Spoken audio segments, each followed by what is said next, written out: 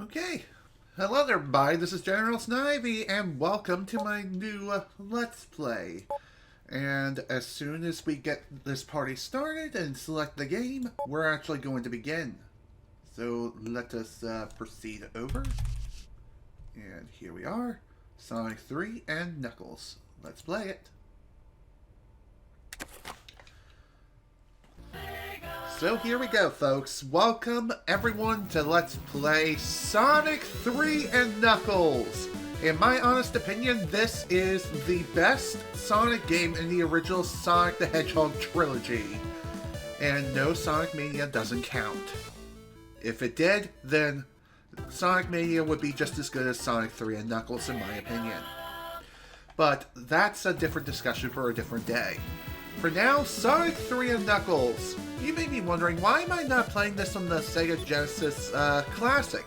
Well, there are two reasons. First off, it was not included in the initial lineup, and the second reason is, though the hacking scene has advanced pretty good ways into its development, and Hackchi is now available for the Genesis Classic, I'm actually waiting for Project Lunar to be released to the public. And the reason why is because with Project Lunar, it works a lot like Hackchi does, but instead of outright replacing the entire OS and making it so the emulation relies on RetroArch, Project Lunar will allow you to maintain the Sega Genesis Classic's user interface, along with using a couple of other emulation choices, such as the aforementioned RetroArch, as well as Emulation Station.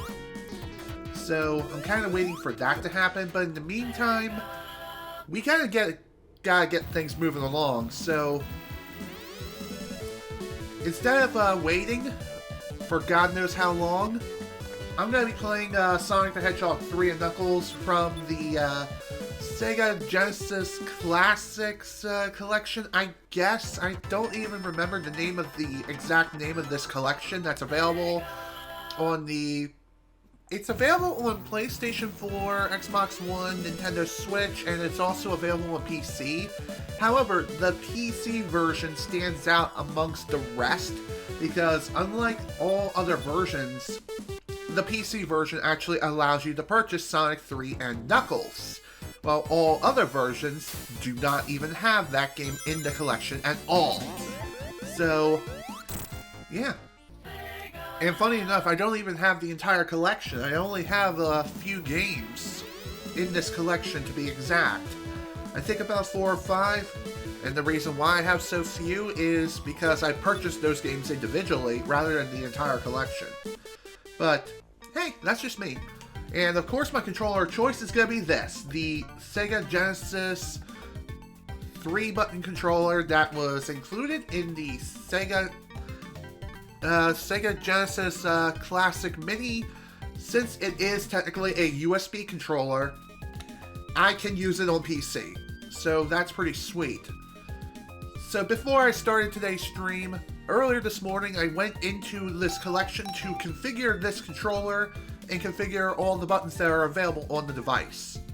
So I programmed A, B, C, the D-pad, and the start button. One fun thing about this collection I didn't even realize had, well, had while I was configuring the controller, it actually has the option for quick saves and quick loads. So in essence, it's like save states, except you only get one. But I'm okay with that. I'm okay with one.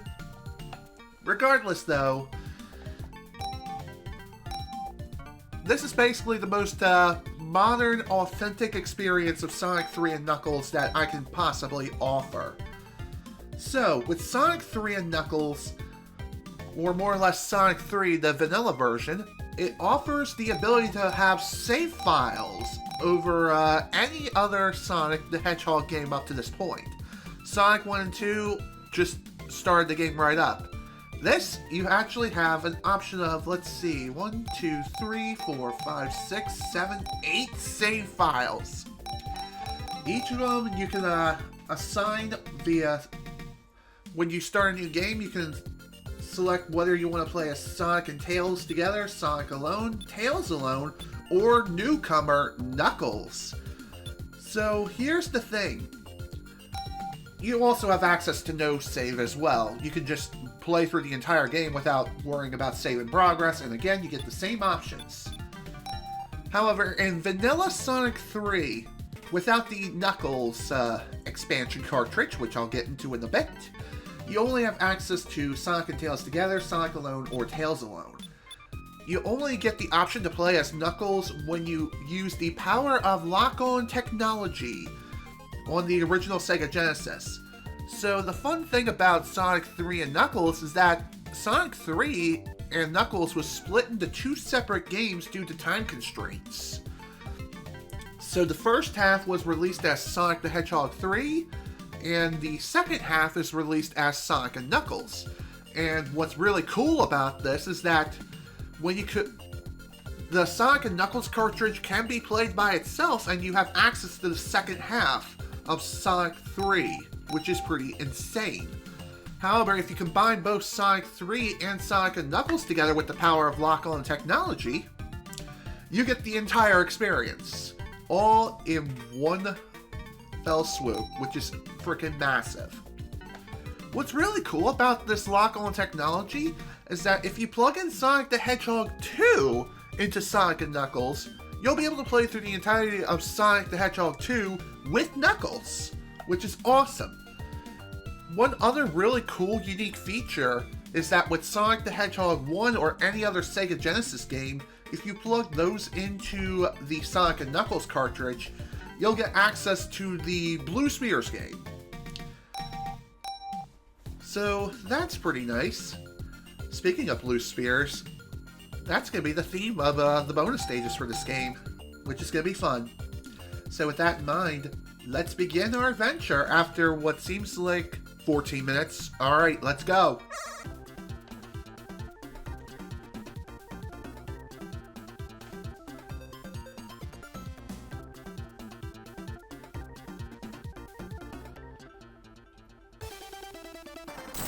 Oh my.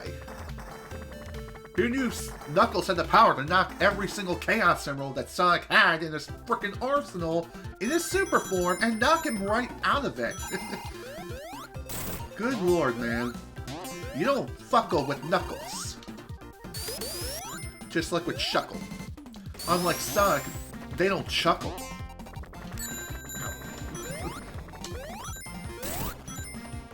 So anyway, just like with the other two Sonic games, I will be doing a full 100% playthrough, meaning I will be getting all of the Chaos Emeralds. Plus, with Sonic and Knuckles, if you happen to lock on both Sonic 3 and Knuckles, after obtaining all 7 Chaos Emeralds, when you reach the second half of the game, something else happens, which we will be crossing that road when we get to it. Unlike Sonic the Hedgehog 1 and 2, this game is a lot bigger than both of those games combined, and as such, there will be multiple sessions of this game. There will also be multiple playthroughs of this game being done. The first playthrough will obviously be with Sonic and Tails, while the second playthrough will showcase Knuckles and his playthrough because Unlike Sonic and Tails, whose playthroughs are the exact same whether you have them together or alone, Knuckles' playthrough is completely different.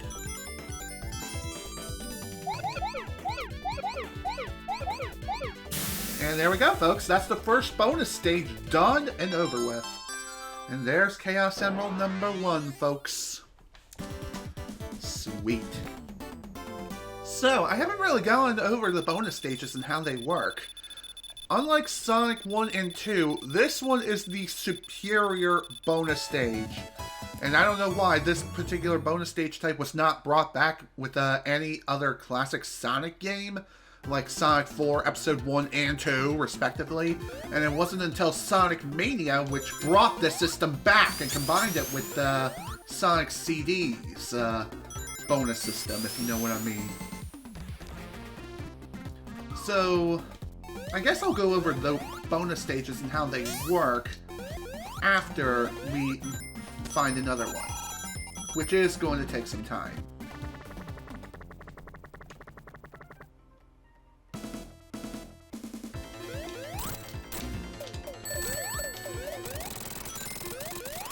So, as far as improvements on this game is concerned, well, there are a lot of improvements when it comes to this game, trust me. There's so many improvements, it'll make your frickin' head spin. So how you access bonus stages is that you have to explore the different stages, and you also have to find these giant rings that are just hidden in many hidden areas throughout the entire stage.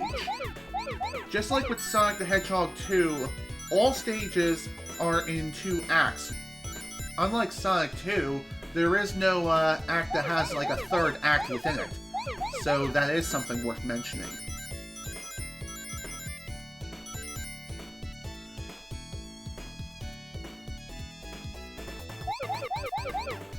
So here's how these bonus stages work.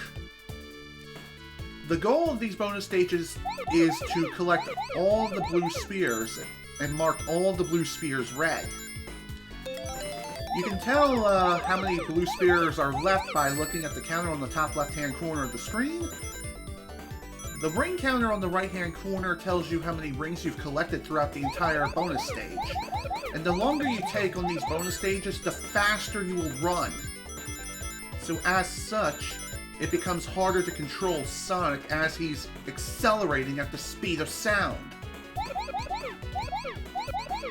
And it becomes that much more stressful over the course of the entire game. So don't dilly-dally on these stages whatsoever. If you take too long, you may just outright lose control altogether. So, if you collect all the rings, all the possible rings you can make in formation of these bonus stages, you'll get a perfect bonus. A perfect bonus will always grant you a 50,000.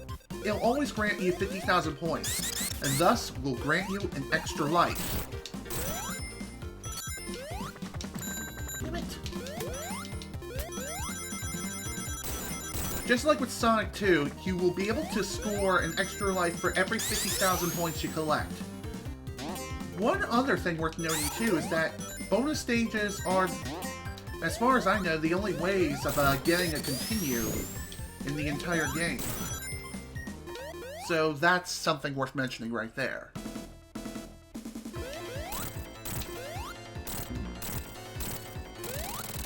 Thanks, Tails. You the best, boy. Oh, nice. So, one other thing that is introduced in this game are the elemental shields. The elemental shields provide additional functionality, along with providing Sonic an extra hit. There are 3 elemental shields in the game. Excuse me. The 3 elemental shields are the fire shield, bubble shield, and the electric shield. Each of them provide a different functionality over the other. So the Fire Shield will grant Sonic the ability to perform a super fast dash if he managed to push the jump button twice. The Bubble Shield will allow Sonic to breathe underwater, and it'll also grant him the ability to bounce super high, essentially giving Sonic the modern equivalent of the bounce bracelet, so long as he has the shield. But again, take a hit and you lose that shield.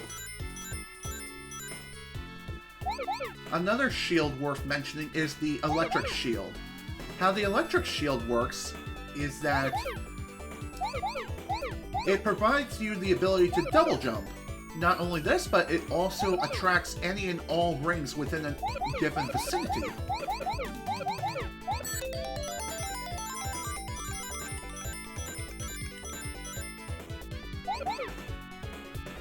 Okay, I definitely need to concentrate on this. All done.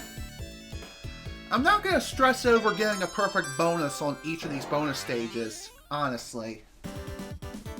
I mean, a perfect bonus is nice, but it doesn't really grant you anything extra if you manage to get it. I'm more so focused on getting a freaking Chaos Emerald. That's all I'm worried about. So the best way of going about these bonus stages is obviously go around a outer perimeter of these bonus rings. God damn it. Well, there went the Bubble Shield.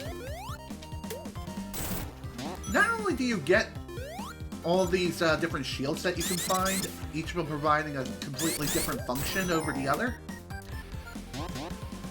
it is with your standard normal abilities, Sonic has the ability to unleash an Insta-Shield. What that does is that with proper timing you can use it to deflect projectiles with it. You activate this by pushing the jump button again while in the air at any time. However, it's like a one-time use per jump, so be sure to keep this in mind.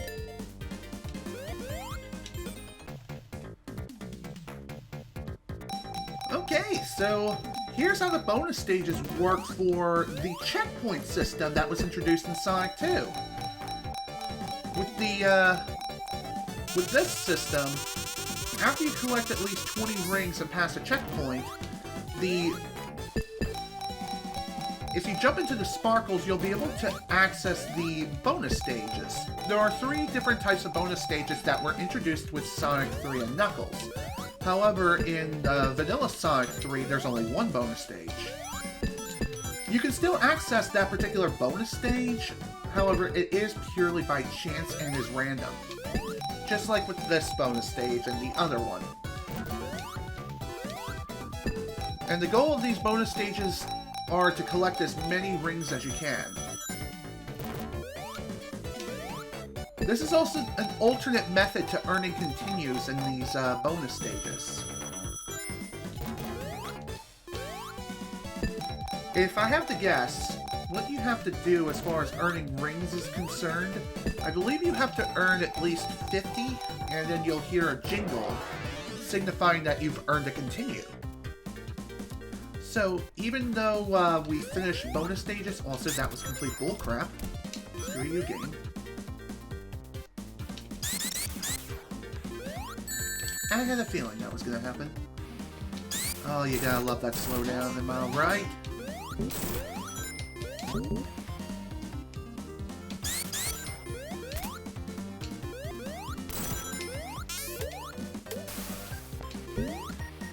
So just like with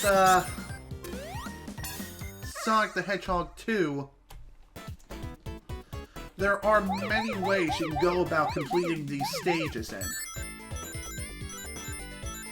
Bonus stages, they encourage you to follow a linear path for best completion of the stage as fast as humanly possible, and also in the most efficient manner as well.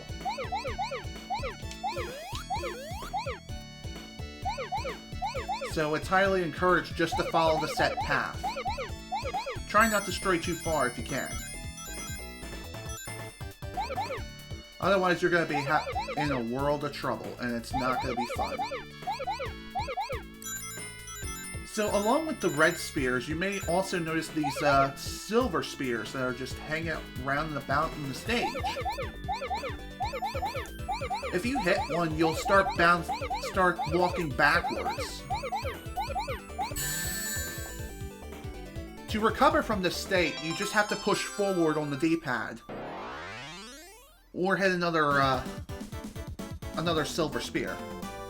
Other than that, though, it's basically smooth sailing, for the most part.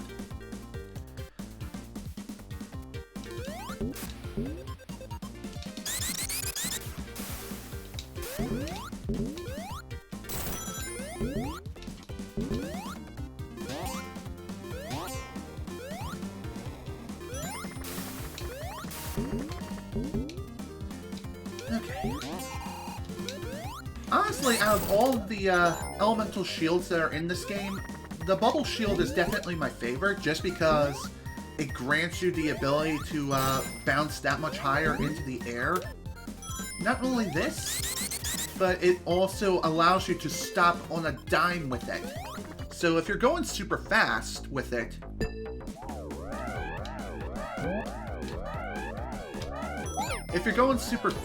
and you need to stop to perform a specific action, such as a very important jump or something, you can use the shield to slow yourself down, which is pretty nice. So when it comes to this bonus stage, how this works is that it's a race against the clock. It's a race against clock. As you basically have to race all the way to the top of this bonus stage as fast as humanly possible and collect as many things along the way without getting caught in the electrical stream. If you get caught, then the stage ends. Same thing also happens if you happen to reach the top. So, again, pretty efficient way of getting rings and also getting your hands on elemental shields within the stage. Pretty nice, all things considered. One very big improvement over Sonic 2's bonus stages for sure is that Tails, if you have him with you, everything stays in perfect sync. He is sticking to you like glue, which is awesome to see.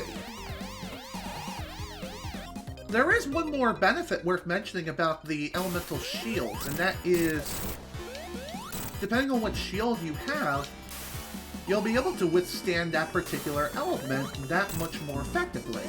So, for example, Dr. Eggman's machine here shoots fireballs, and since I have a fire shield, those fireball attacks will not do anything whatsoever to me, which is sweet. However, if I had any other shield, then of course they would pierce it, no problem. Of course, I would still lose that shield and just take a regular hit, but I won't lose my rings. So that's pretty nice.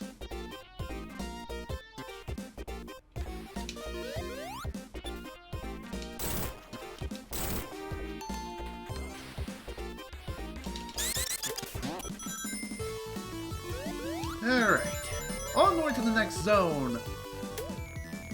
This zone is probably a lot of people's least favorite, as this is another one of those underwater levels. But for the most part, it is a lot easier to navigate and a lot less stressful to navigate through as well, unlike Chemical Plant Zone from Sonic 2. As most of the time, you're thankfully not going to be... you're not going to be underwater throughout the entire stage. Thank God for that. Ouch. Well, that's lame.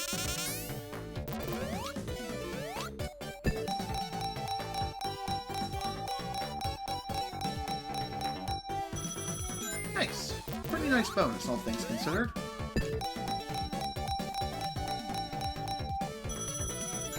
Cool.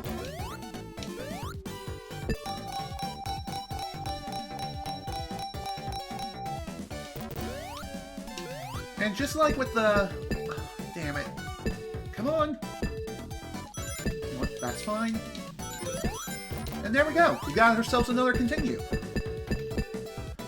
One really cool aspect about Sonic 3 and Knuckles is that even though Sonic 3 Vanilla also offers a save feature, it only saves your progress, and I believe your life counter, your lives. However, in Sonic 3 and Knuckles, if you combine both Sonic 3 and Sonic and Knuckles together, then you'll also be able to save the amount of continues you have in your save file. So if you happen to, Oh, nice! I got an achievement! 500 rings to rule them all. I had no idea this game on Steam had achievements. That's neat. But anyway, back to what I was saying. Shoot, what was I saying? I forgot.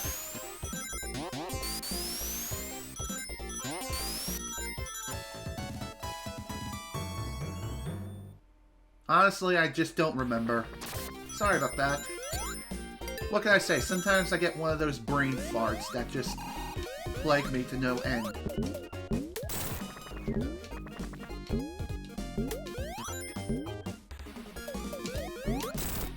Another pretty cool aspect about the elemental shields is that they also can also deflect projectiles on their own without the need of activating any sort of insta-shield. By the way, if you want to jump higher with the bubble shield rather than just drop dead like that, just hold the jump button and you'll be fine.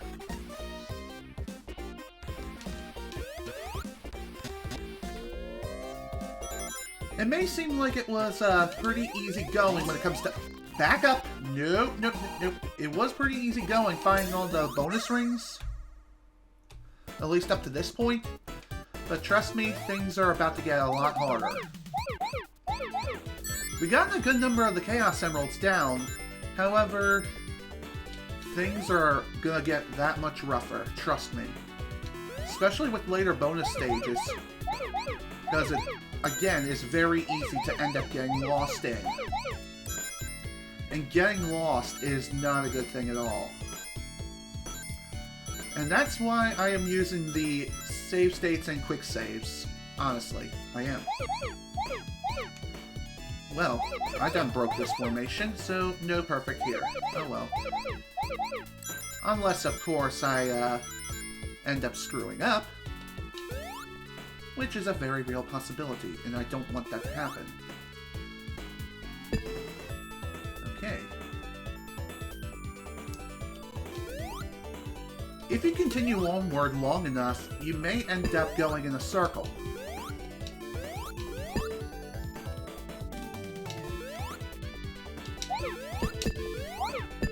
That'll work. Damn it! Alright, let's try that again now, shall we? And maybe this time we'll get it perfect. One thing I really enjoy and really love about the quick save feature is that it's incredibly seamless. What's more is that it also...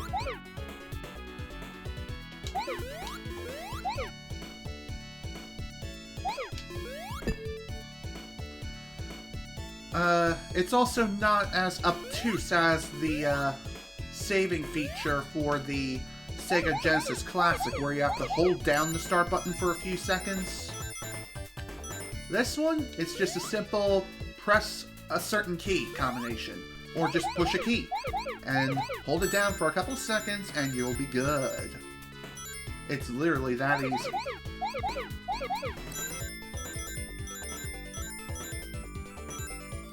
By the way, if you end up failing a bonus stage, you will be kicked out and returned back to the stage, as per usual. So, there's that. There we go. Another Chaos Emerald is ours. I also made some adjustments to the audio of OBS to be sure that my voice does not get it doesn't get completely silenced, if you know what I mean. So...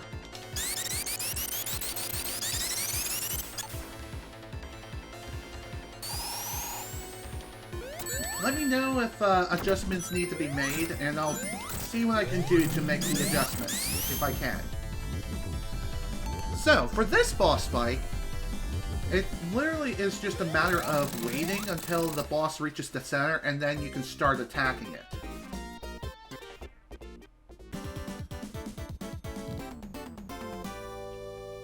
Otherwise, you will have to wait for its attack cycle to finish.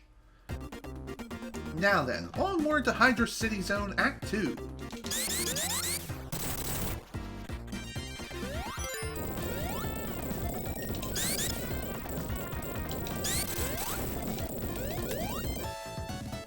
Come on, drop.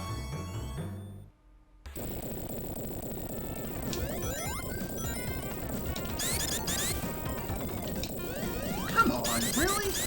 I hate that. Sometimes you go to spin dash, but instead of doing that, you jump. That's lame.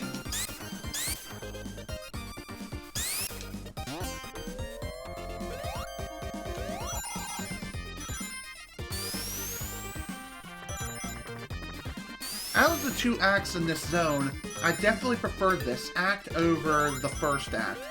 Because with this one, this particular act, you can get some serious speed, and I love it. I love the amount of speed Sonic can get in that particular instance. I'm stuck, aren't I? Yep, I'm stuck. Just can't get back to center. The goal of this particular bonus stage is definitely try to get to the center as much as humanly possible. Which is not exactly easy.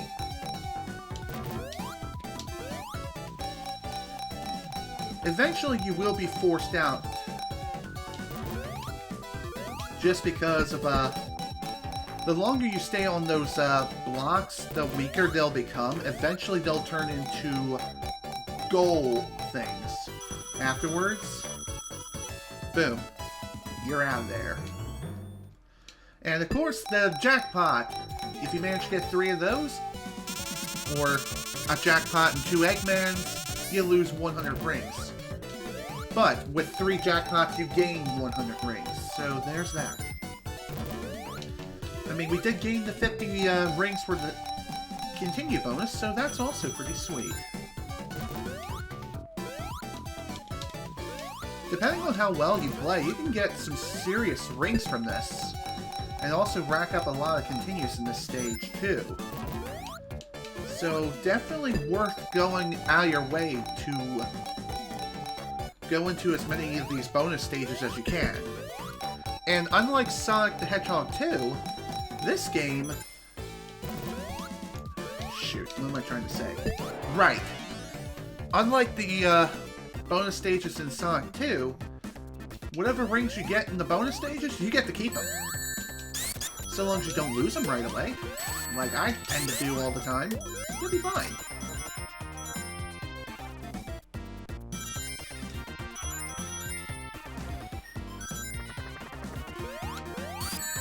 Okay, that was complete bullshit.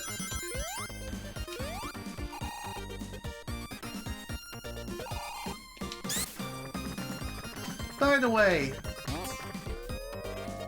the main reason why this game has not been re-released as many times as Sonic the Hedgehog 1 and 2 have is due to the music composition.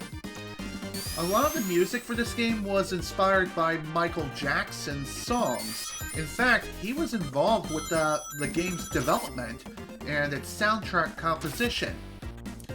And after hearing back some of after Michael Jackson heard back some of the tunes of which he had composed for the game, he was not satisfied with the sound engine that was used to power the Sega Genesis and all that.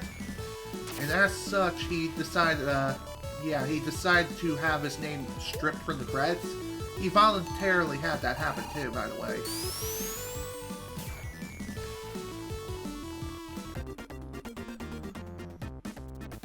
So, As nice as it would be to have Michael Jackson referenced in the credits for the music composition, sadly, that it's just not meant to be.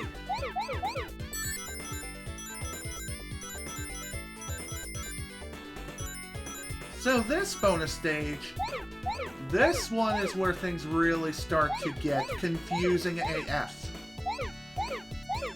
This place is a giant maze.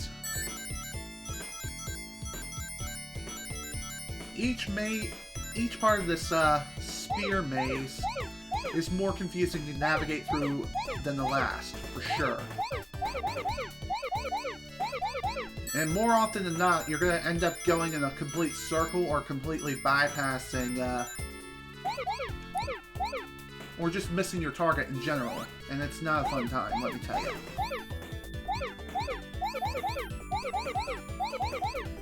I mean, right now I am kind of going in a circle myself.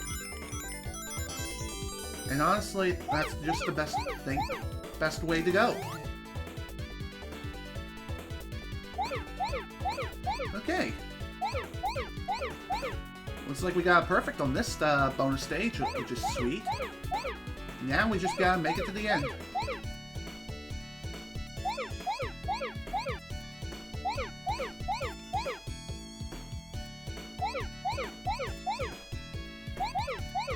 And done. There we go. Woo, baby.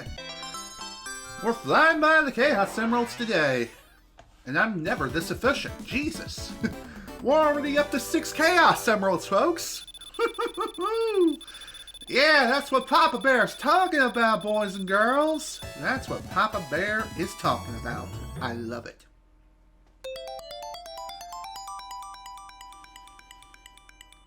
We only got one more Chaos Emerald to go, folks. Afterwards, we'll have all 7 in hand. And no, we're not going to turn it into a Sonic song, seriously. Seriously, though, I am not a fan of the song 7 Rings in Hand. The main thing for Sonic and the Secret Rings. Yeah, that one. Not a fan. I just don't like it.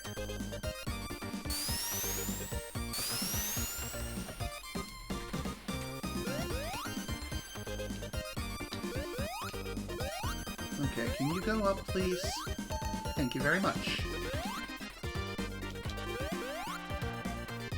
I think the most ideal path you want to take in this stage is definitely the upper path, but it's not exactly easy to get to that path. Especially considering the fact there are many places where you can easily get bonked. And getting bonked is no bueno. Not at all, my friend.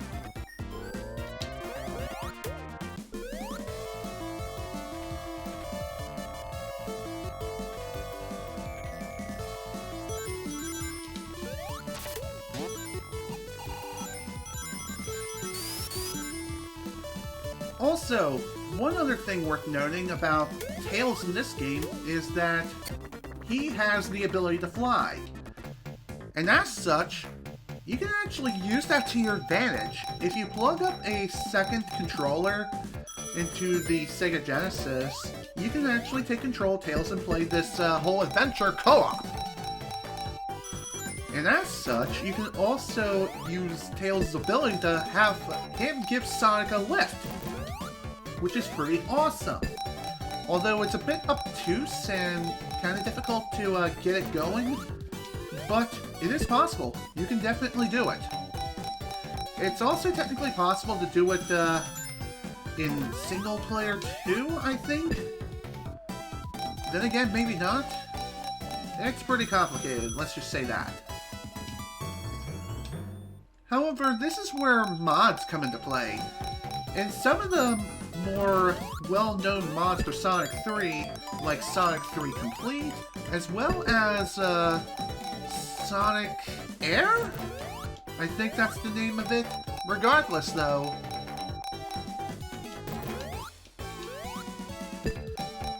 both of those mods, as far as I know, allow you the ability to essentially change the control scheme to more or less your liking and allow you... Sweet merciful Jesus, man! Definitely the most amount of rings I've had yet. Watch, I'll probably lose them immediately after exiting this.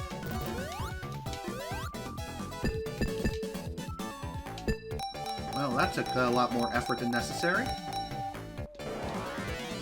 Okay.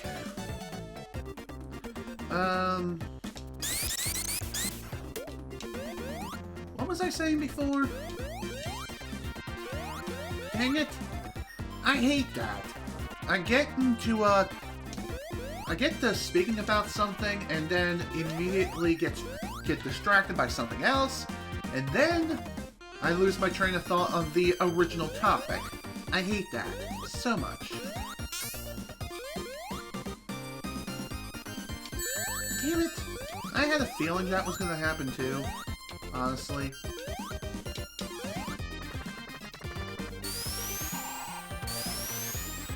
Oh yeah. With the mods of Sonic 3, Sonic Air, and also Sonic 3 Complete, they allow you a more refined control scheme of being able to have Tails give you a lift with just a single controller rather than having to struggle with using two of them. So that's awesome. I mean, you may be wondering, why isn't them not playing this game via Sonic 3 Complete? Well, it's simple, really.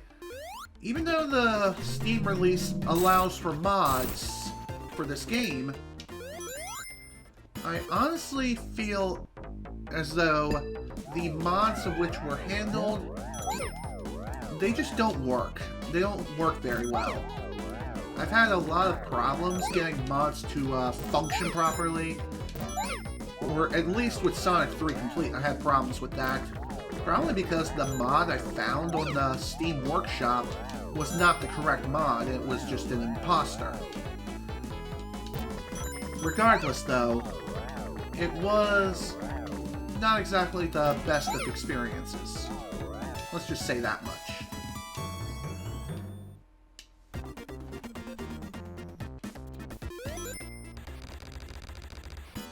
That was weird.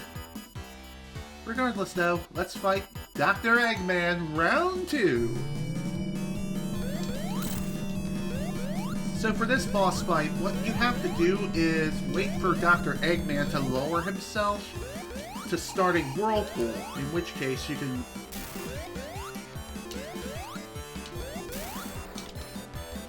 Dang it, man.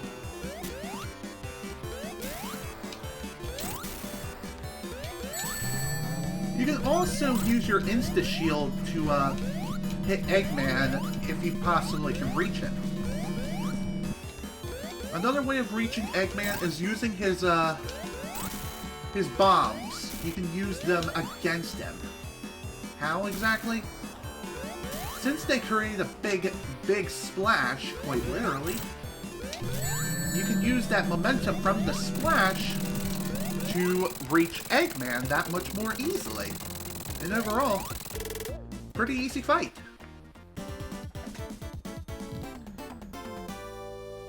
Even though I kept getting hit a few times, honestly, it doesn't matter.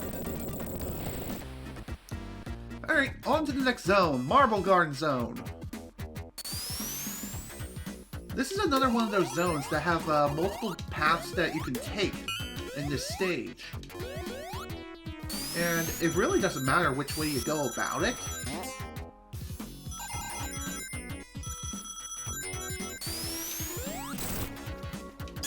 You'll reach the end eventually. It will take some time, but you can do it.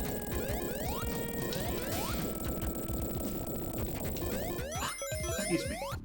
By the way, some of the paths that split off are exclusive to certain characters.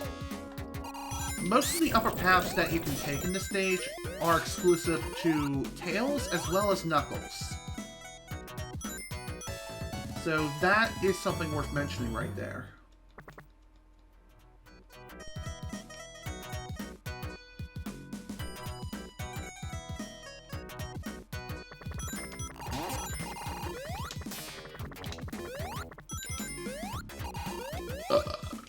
Excuse me. good lord, I just burped up my tea and a little bit of 5-hour energy, and also some sugar cookies I ate just before I began this stream. That's disgusting.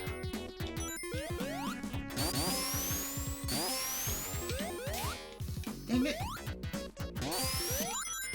Wow, okay, that was creative. I love it. Would totally do again.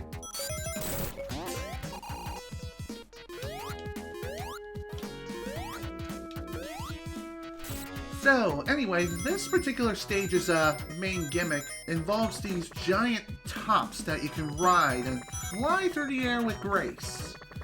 If you land on the ground, you'll send it flying at 100 miles per hour. And let me tell you, it's definitely a trip. Let me tell you. Let's stop.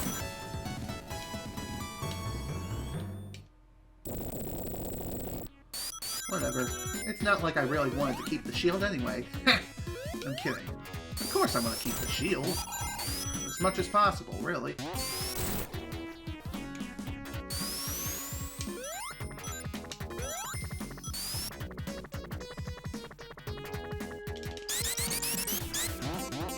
Nope, back up. Back up.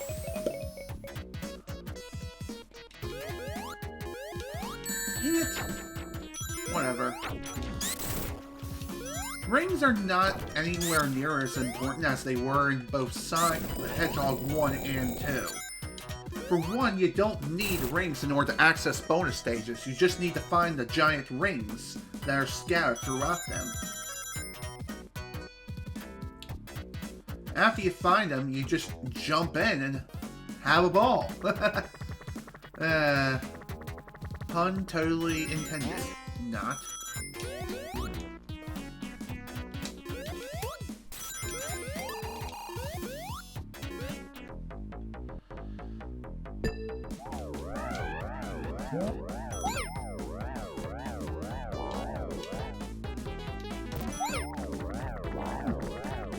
Unnecessary bubble shield and a fire shield. Okay.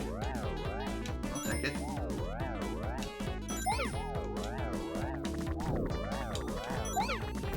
So anyway, the major goal of this stage is to collect as many of these smaller electrical spheres as you make your ascent up this bonus stage.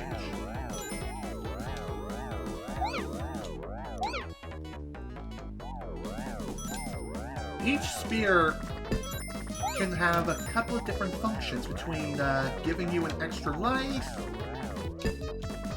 giving you an elemental shield, or giving you a bunch of rings. I believe a ring sphere will grant, I believe it'll grant you, about 10 rings, I think, for it. So, that's pretty sweet, all things considered.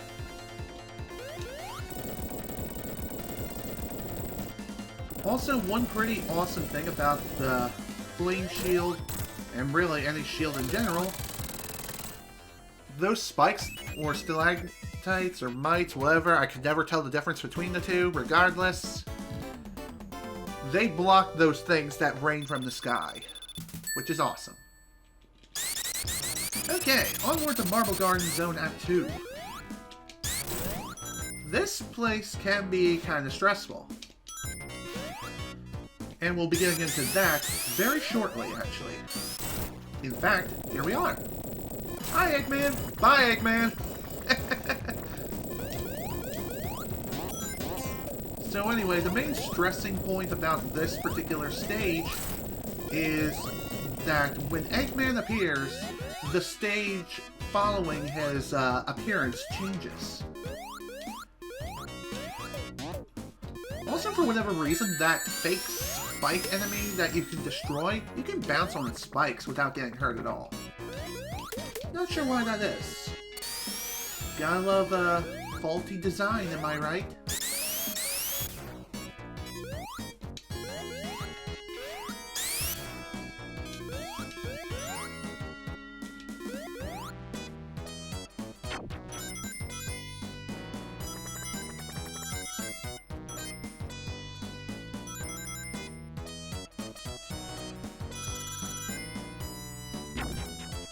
I had a feeling that was going to happen. There's also a pretty annoying bug that can happen, or it usually does happen. If you have an elemental shield while you're riding one of those spinning top platform things and you crash into an obstacle, you lose that shield. And that's pretty lame, if you ask me. Thankfully, that particular quirk was addressed in Sonic 3 Complete as well as Sonic Air, though I can't really say for sure with Sonic Air because I have not played that particular mod. The only one I've really played is Sonic 3 Complete. Dang it.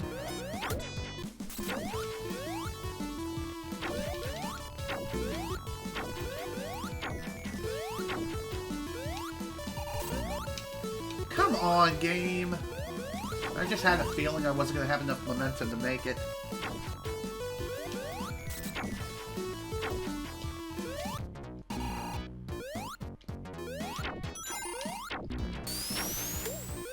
Dang it. That was a bad move.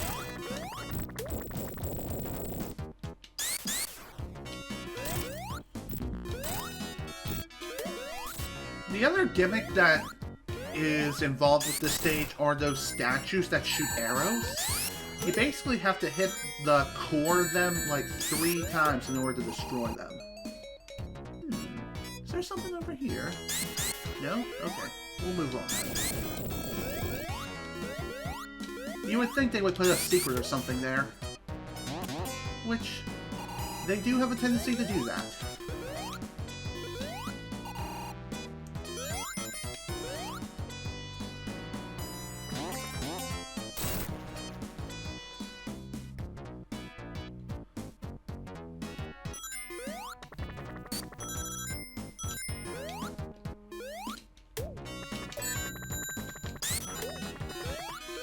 Okay, so one thing I haven't mentioned yet is that certain enemies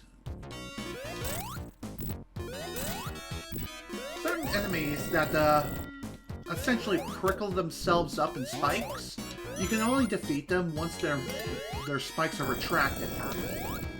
If you try to do it at any other time, then you're just going to have a very bad time.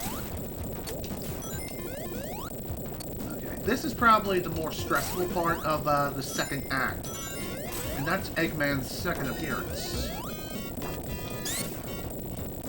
Because at this point, the stage now is beginning to rise. And basically, you gotta race to the very end of this section as fast as you can. Once you reach the end, you're good. Just stay here, wait for the platform to rise up, and you're good.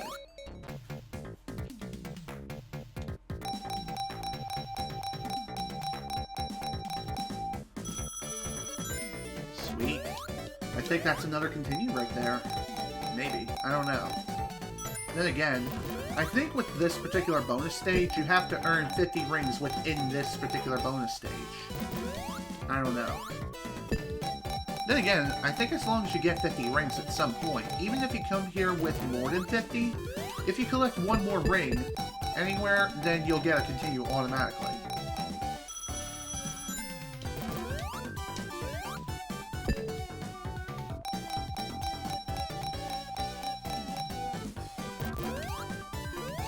By the way, every time the roulette wheel spins, you do, the entire stage basically spins around.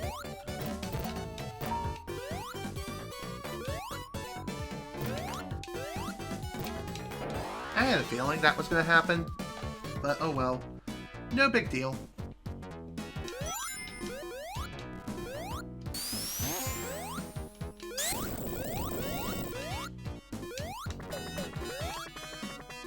Okay.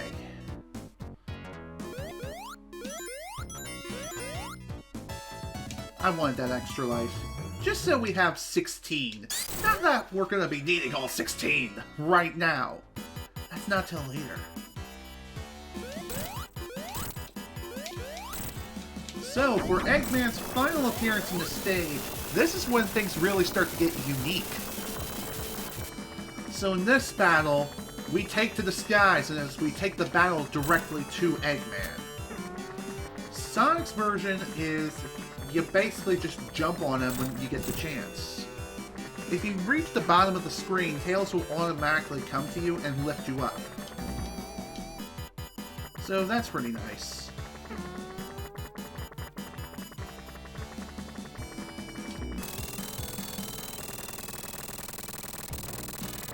And there we go, battle's done.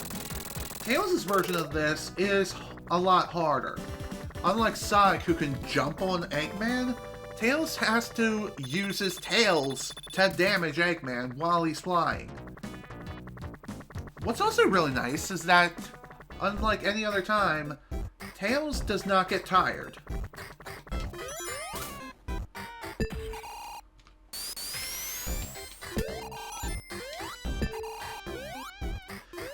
By the way, there was another quote-unquote PC release of this game that was released during the early 90s, where the game's soundtrack was changed throughout several stages. This is one of them. Of course, the changed music is not playing here because, one, I flat out refuse to let that happen, and two,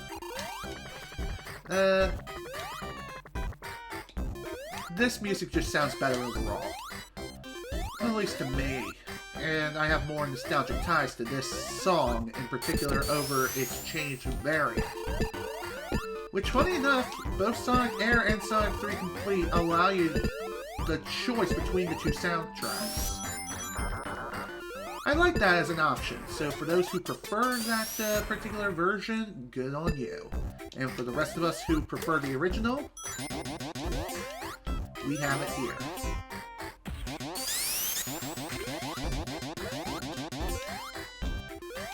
Anyway, the main gimmick of this stage is a lot of the platforms here you can ride up and down.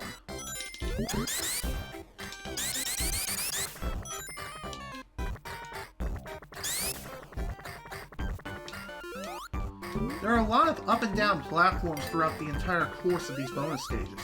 Also, here is that other bonus stage that we've yet to see. This is essentially a crane game kind of bonus stage. How this works is that you have to lower the thing down as much as humanly possible and collect the capsules that are inside. And that's the only bonus stage that appears in Vanilla Sonic 3. Sonic and Knuckles introduces several more bonus stages.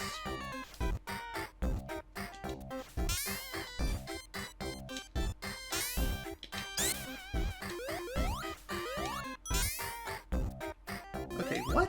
Why did I just fall? That's not supposed to happen.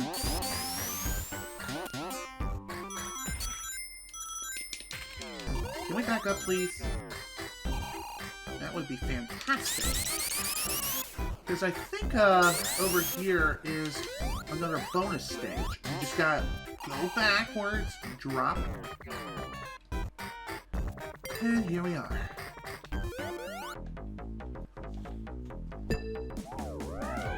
Down here is another checkpoint, which, again, is needed. It's nice to have. But it's not perfect. It's not the most conveniently placed one, that's for sure.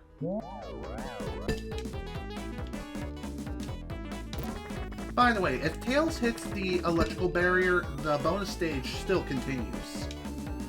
So, that's pretty nice. However, it only applies if, of course, Tails is with Sonic. If Tails is alone, then, of course, the stage ends like normal. The ideal way of getting through this particular bonus stage and collecting as many of these things as possible is waiting for the electrical spears to throw you in just the right way.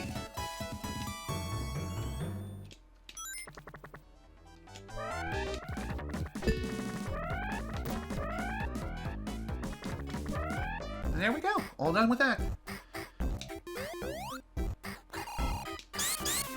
Yep, here we are, folks. Final bonus stage. This one is probably the most confusing out of all the bonus stages in Vanilla Sonic 3. Just saying, it's not exactly a fun time, let me tell you. Sit back, boys and girls, as we take a trip into Hell, the bonus level. And getting it perfect here is a really damn difficult task. And if you can go for perfect, good on you. It's not easy. Same with this bonus stage in general, but it can be done. By the way, you only continue when playing these bonus stages after you collect 50 rings.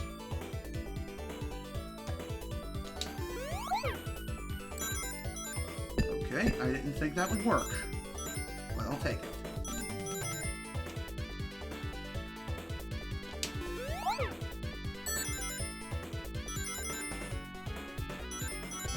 Excellent. There's the perfect score.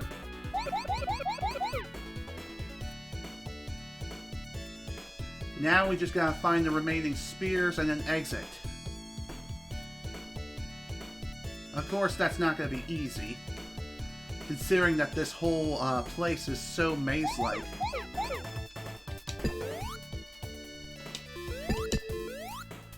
It's also very easy to end up getting yourself thrown around from place to place, and let me tell you, it's not fun.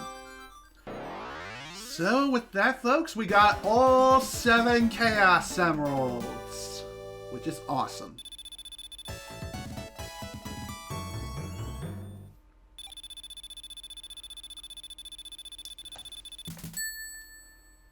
Bada binga, bada booma. I love it. And with all 7 Chaos Emeralds, we can now be Super Sonic! At least for the first half of the game.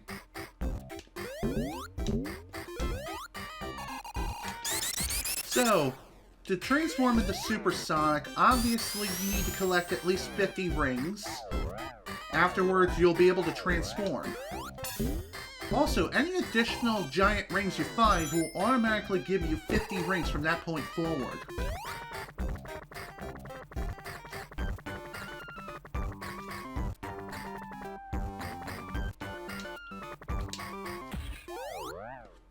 So, essentially it gives you a free chance to transform into Super Sonic. And let me tell you, Super Sonic is OP, and I love it. Super Sonic transformations have always been overpowered in basically every Sonic game ever. Just saying, this is even more so to the extreme. However, if you happen to have an elemental shield on you, then you cannot transform, even though you have 50 rings in hand. Just saying. So, for this boss fight, what we have to do here is we have to essentially use that spinning disc that is currently destroying the platform that we're standing on, and use it against the boss. You just have to hit it to expose its core, and once that spinning disc hits the core, bada bing, bada boom. Just rinse and repeat until the boss is dead.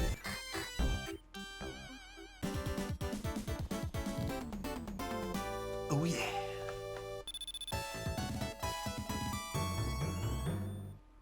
God damn, I can't believe we're already up to 20 lives and we have all the Chaos Emeralds. That's insane.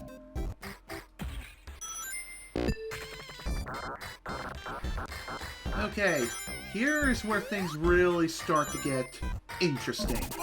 This particular act within Vanilla Sonic 3, and even Sonic and Knuckles,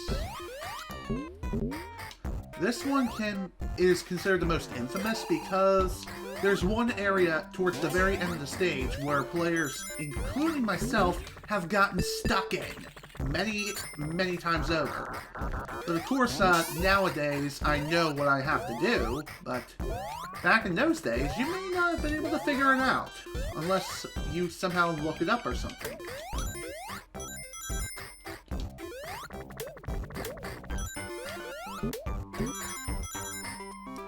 By the way, down this shaft is another giant ring.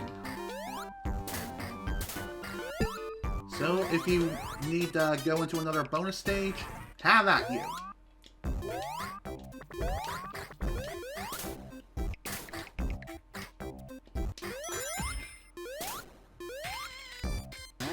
Okay, that's not where I wanted to go.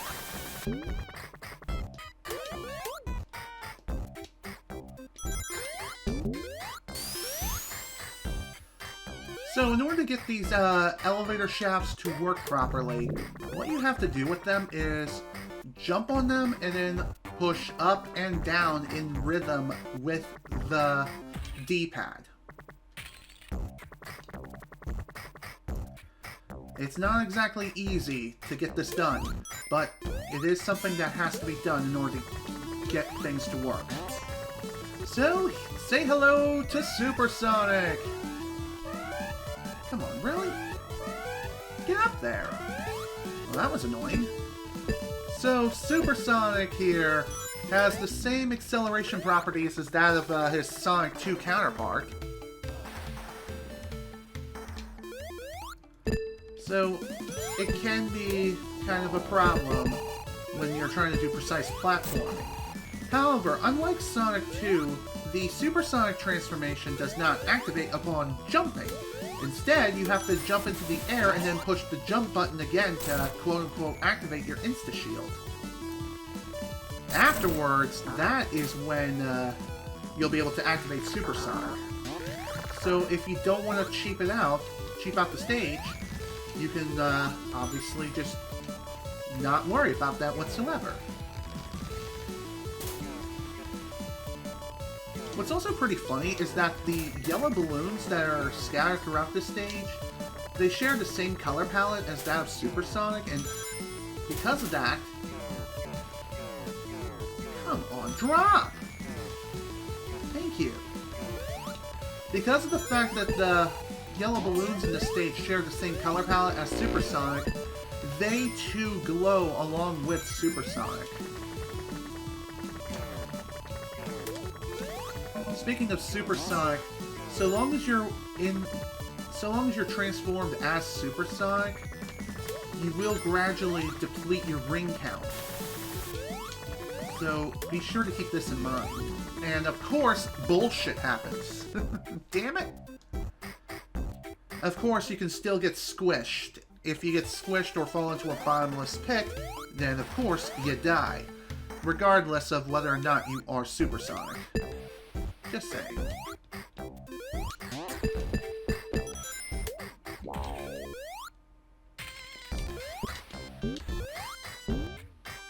Talk about inconvenient, especially in a time like this. But at least this will make the underwater traversal of this stage that much more tolerable.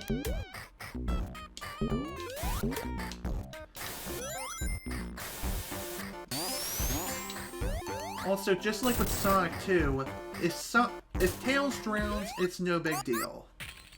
He'll just respawn shortly after. You gotta love that noise, am I right?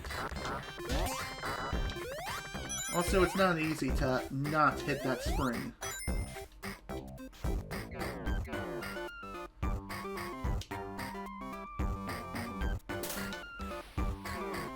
What's also pretty interesting is that, for whatever reason, while you're Supersonic, if you're riding one of those platforms that spin around and such, it uses Sonic's default positioning and his default sprite. But in Sonic 3 Complete, they reworked the Sonic sprite to give him a new Supersonic pose sprite, which is pretty sweet. But of course, that's not available in either Sonic and Knuckles or Vanilla Sonic 3. Just saying.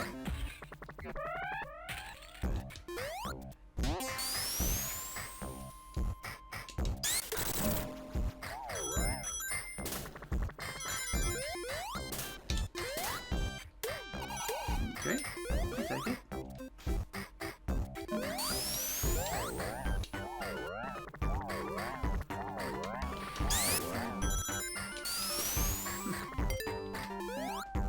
By the way, going into bonus stages is also almost a guaranteed way of getting Supersonic most of the time.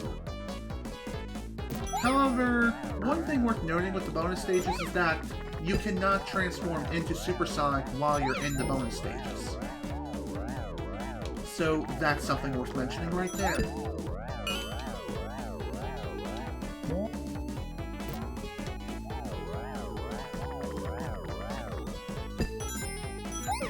Right, I think what I was trying to say before about this particular bonus stage is that if you want to ride these spears and ride them all the way to the top, the ideal way of going about it is waiting until Sonic essentially reaches the bottom and starts swinging upwards. If you time it right, you'll be flinged incredibly far. And that is the way you're supposed to navigate through it.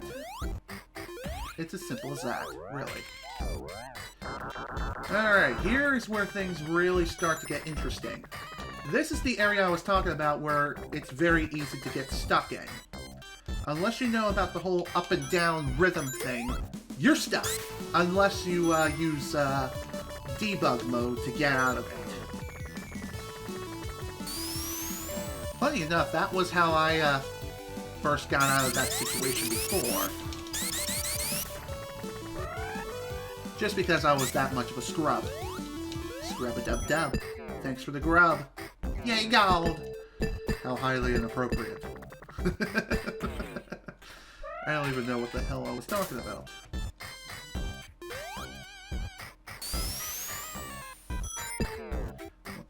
Okay, let's continue, shall we? Come on, let's go, please. Let's not bounce around for like 10,000 years. That would be awesome. I want more rings.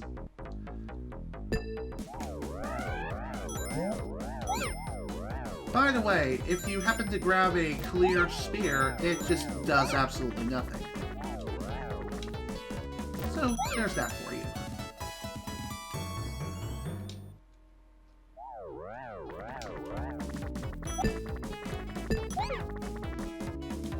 Dang it. Whatever. No big deal. We're right at the end anyway. So, one other unique property about Super Sonic is, just like with Sonic 2, he not only has higher acceleration horizontally, but he can also jump higher than standard Sonic can.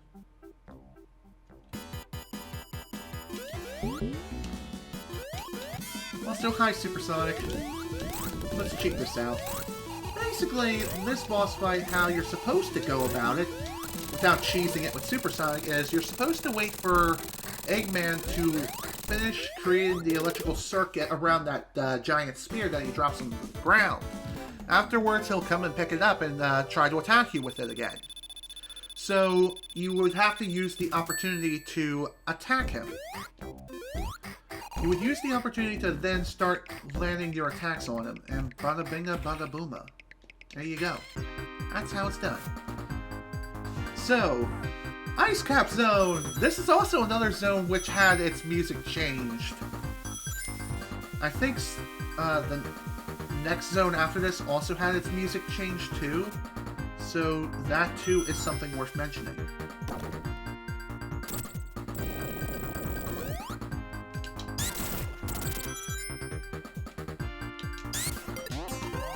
Back up!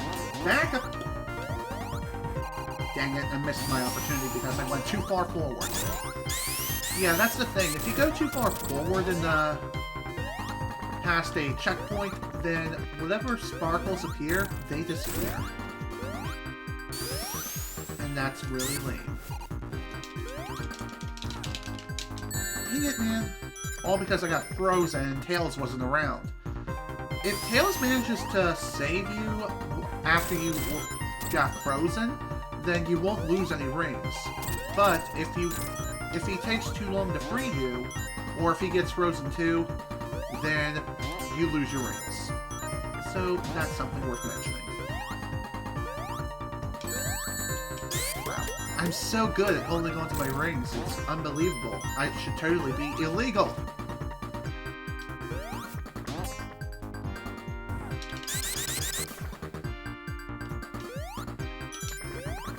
God damn it. I hate it when I do that.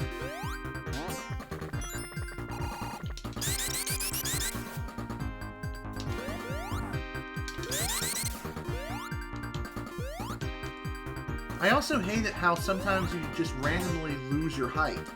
Like you just don't gain the maximum height that you should. I don't know what's up with that. Also, that path, I believe, is exclusive to Knuckles. Sonic cannot go that way, unfortunately. Nor can Tails.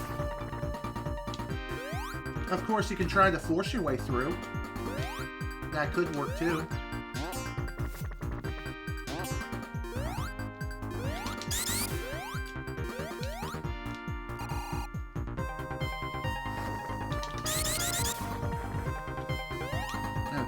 That's what I have to do. And stop being a dum-dum.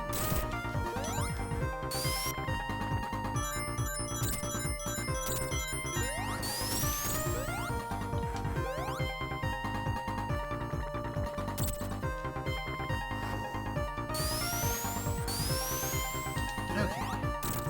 What's really unique about this particular stage, or this first act of this zone, is that... Damn it. Again, I just can't hold on to my frickin' rings to save my life.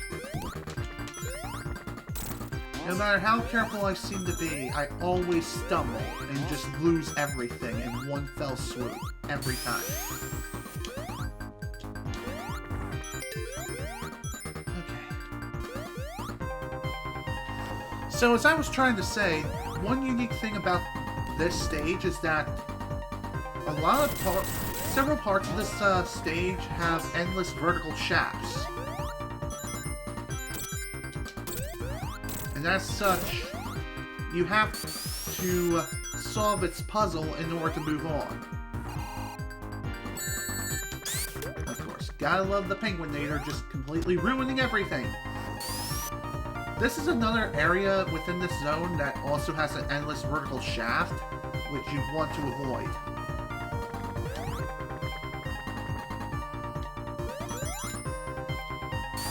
And apparently I can't do that, no matter what I do.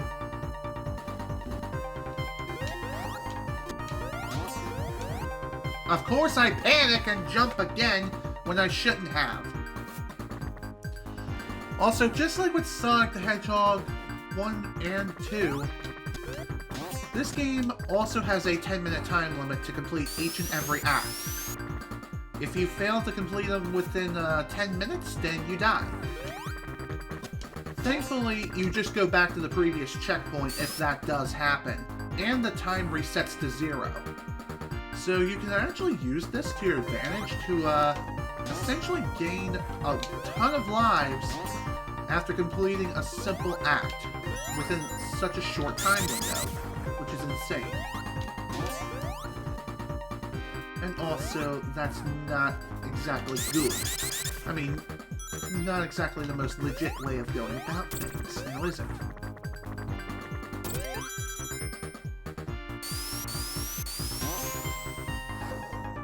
Okay.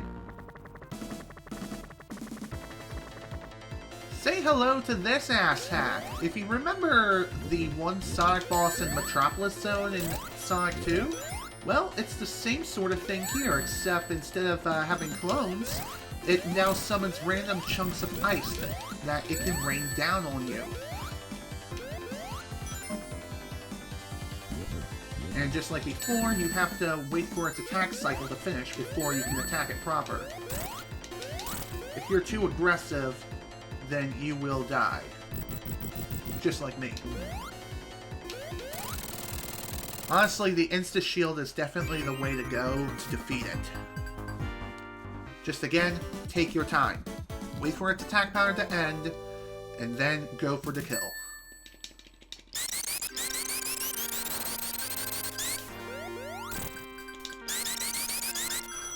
Alright, time for Act 2 of this place. Act 2 is when things thankfully, are not a repeat of the first act, as most of this act, I believe, takes place on the outside rather than the inner caverns of the place.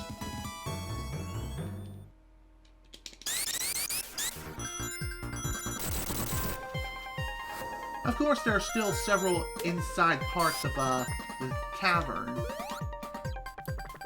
This also introduces a new gimmick of sorts. You see these trampolines? You just have to jump on them and have them fling you upwards and play with physics.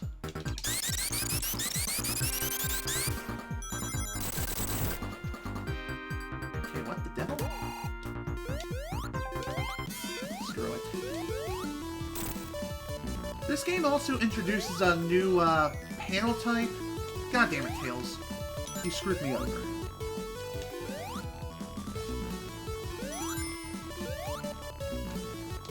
And by panel, I mean it's one that you do not want to hit at all.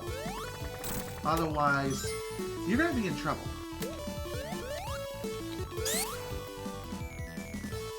God damn it. Okay, so this one... This place you definitely don't want Supersonic for due to the high acceleration and slippery control scheme that he has employed! God damn it!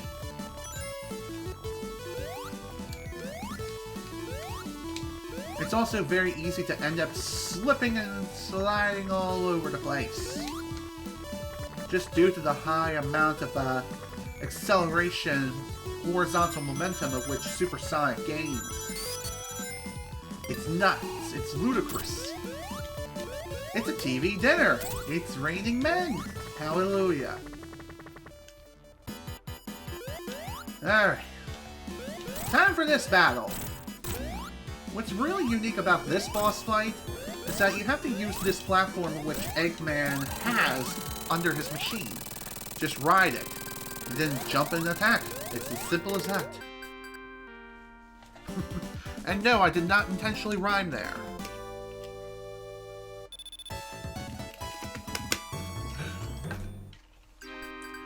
Alright, on to the next zone, which is Launch Base Zone. This place too had its music change as far as I know with the Sonic Knuckles collection on the early PC release back in the 90s. Again, referencing Michael Jackson and all.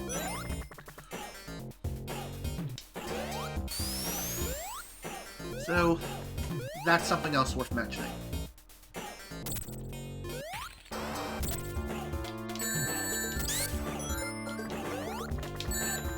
Wow, really, I can't hit this enemy. There are some enemies in the game which you can't hit normally, and you have to use your insta-shield for. Is it me, or is the choir go, go, go in a lower pitch than normal? Maybe it's like that for this release. I'm not 100% sure. Yeah, it's definitely lower pitch. It's usually higher.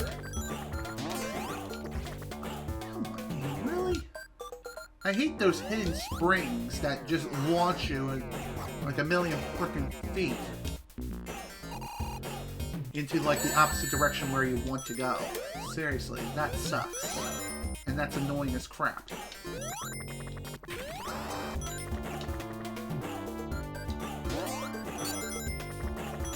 Fine, we'll go this way. No big deal.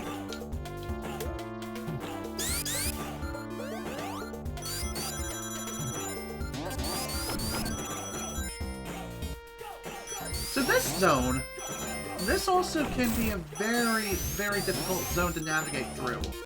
But again, Supersonic allows you to cheese everything, for the most part. Just again, use them wisely. As you never know if you may end up screwing yourself over, or if you may actually be able to go through many, many places.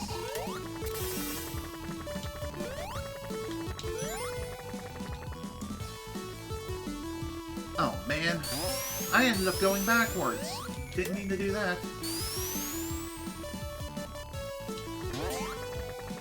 I hate it when I do that by accident.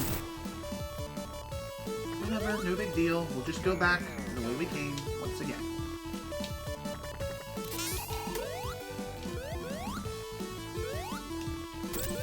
There we go.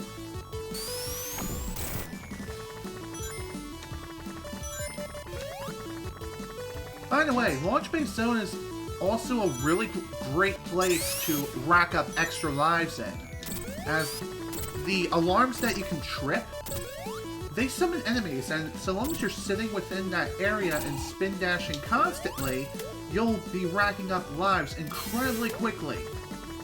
Like, so quickly, it's just pure insanity. It honestly is.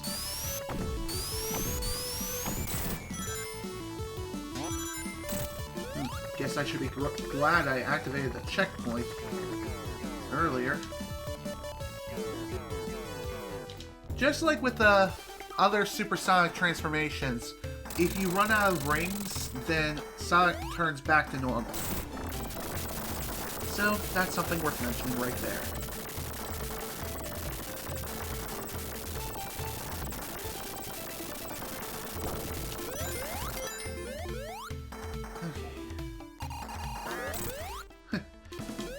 Funny enough, that particular iteration of Eggman cannot be defeated. I mean, it is possible if you hack the game, but other than that, though, you can't defeat him normally. So, for this boss, what we need to do here is use the Insta-Shield to damage it. After you get rid of its first spike, then the boss becomes so much easier. It's literally a cakewalk. And I'll take it, honestly. Alright, on to Act 2.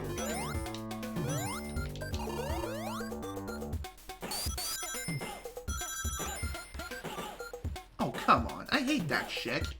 When Sonic just stops for no reason.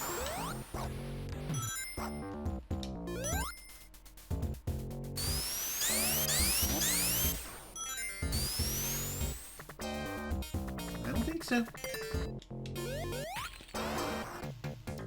Oh yeah, this is going to be the perfect stage to get Super Sonic in, if we manage to get the right amount of rings, that is.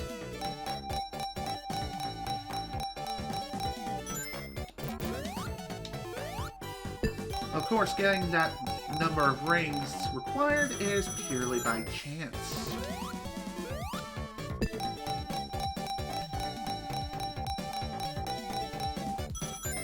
Sweet, 3 bars. Who wants to go bar hopping with me tonight? Ha! Kidding. At least matching 1 bar guarantees you at least 2 rings, most of the time.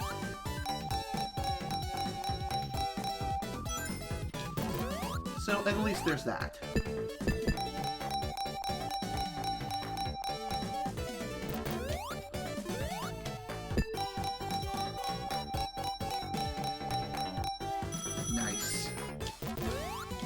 Can I get an extra life out of this? And rack up to 24 lives now? Apparently not. I'm just gonna lose all my goddamn rings. Of course. And then I'm gonna get kicked out. Yep. God damn it! Probably should have left when I had the chance. Oh well. It's already done. Not gonna dwell on the past, we just gotta move on. This is fine. We can work with this. What's really annoying is that with these particular things, you do have to be kind of exact with your positioning.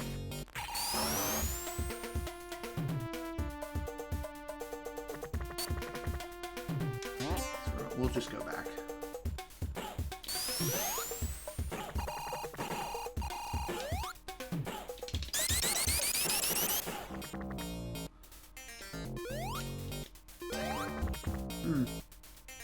Okay, that's weird.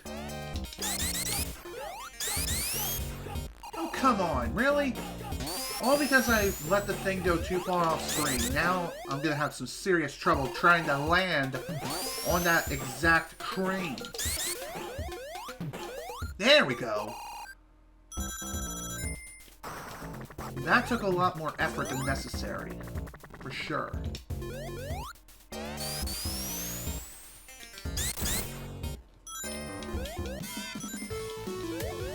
Let's go. It's supersonic time once again, boys and girls. I guess one pretty annoying thing about Supersonic is that the music is changed for the remainder of the stage. Or at least until the supersonic transformation runs out. One other pretty annoying quirk about supersonic and underwater physics is that he cannot breathe underwater unless you get a bubble shield. Thankfully, once you do get a bubble shield, Supersonic can too breathe underwater, which is sweet.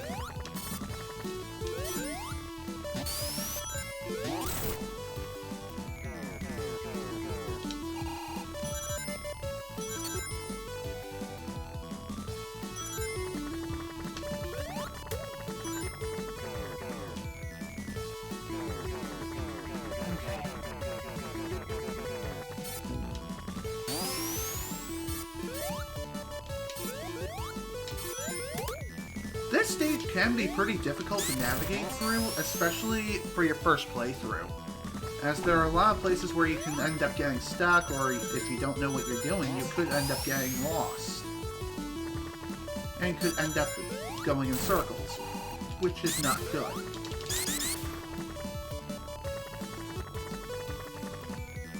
Okay. Believe it or not, oh, Sonic's walking on air.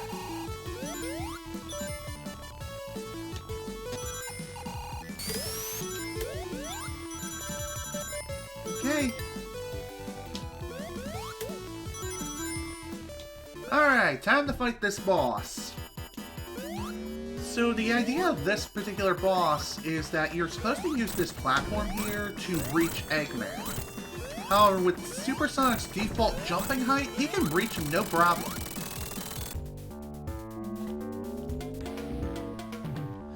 And with that, he's already gone. However, we still have some work to do. As believe it or not, there's actually a second boss here. Also, this is where the first half of Sonic 3 ends. After this boss fight. I'm serious. Hell, there's even a second phase of this fight that, oddly enough, is removed once you hook up Sonic 3 and Knuckles together. But with Sonic 3 complete, that boss fight was added back in. Why was it removed in the first place? I have no idea. Your guess is as good as mine, folks, honestly.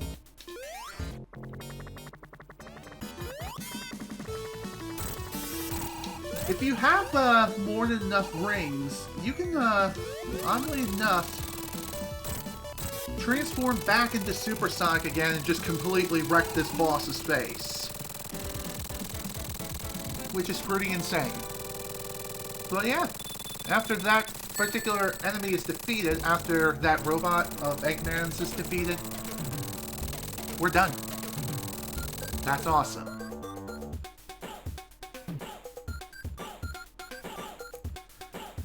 I'm honestly surprised that it was that easy. But like I said, that boss does have a third phase, which is a pretty difficult fight all on its own. But again, is not available in vanilla Sonic 3. So, welcome to Mushroom Hill Zone. The second half of Sonic 3 and Knuckles begins now. Funny enough, pressing down on the switch reveals us a special bonus ring. And at this point now, once you enter one of these things, all your Chaos Emeralds leave your possession and you won't be able to transform back into Supersonic again until you essentially activate all of the Super Emeralds. And these emeralds can be played in any order you see fit. So, that in mind, let's go. First stage awaits.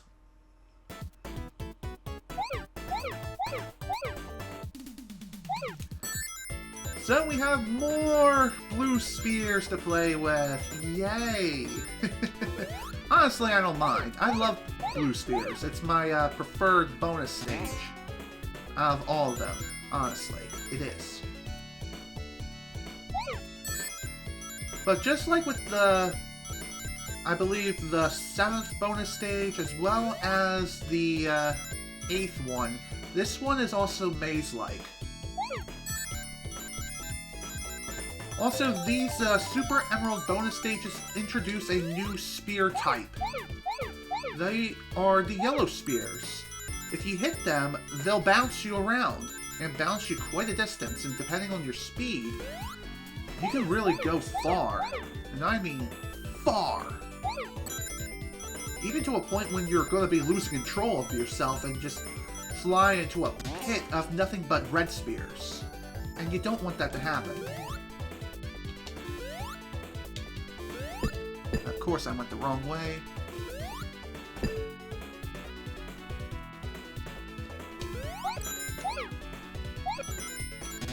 Damn it! And this is why we have quick saves, folks. In case things like that happen. So I'm pretty sure the idea for these bonus stages is that you want to follow a pretty linear path. Unlike all the other bonus stages that we've done up to this point, these Super Emerald bonus stages become more non-linear. In other words, we're free to do as we wish and take any path that we see fit. Which is pretty nice, and it just makes these blue sphere stages that much more intricate and that much more bigger than they actually need to be. But even so, it can still be kind of difficult to figure out where you need to go.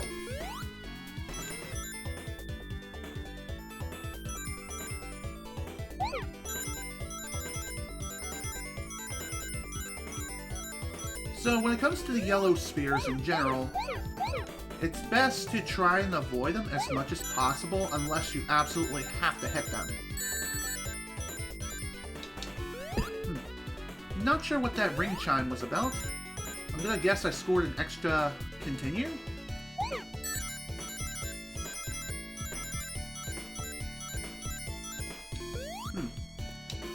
Kinda surprised that that wasn't a perfect yet.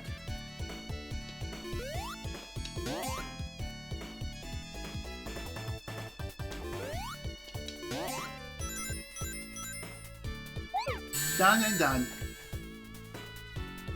And there we go, folks. That's our first Super Chaos Emerald.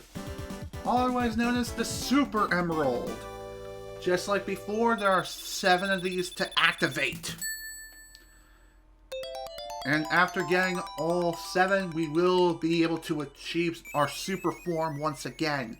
But this time with even more power. We'll be getting into that as soon as we get the opportunity to get the remaining Super Emeralds. Which, it's not going to be easy to get them all, trust me. The first one seemed fairly easy, but other ones will not be as kind to us as this one was, for sure.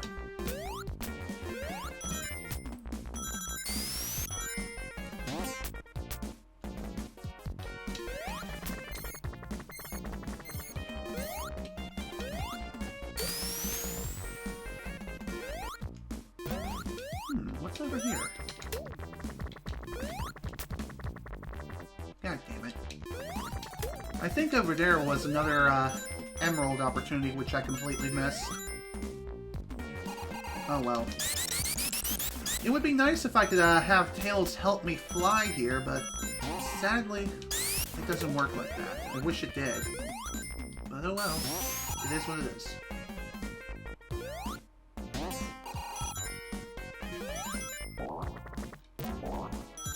devil? Okay, game, you're being weird again.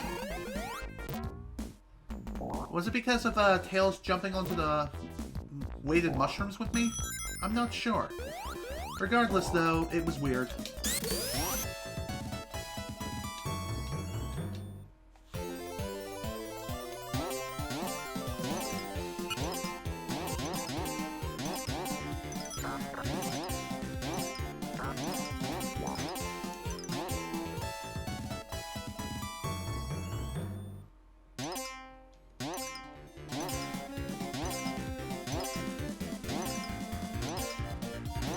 I don't think I'll want anything else for this bonus stage.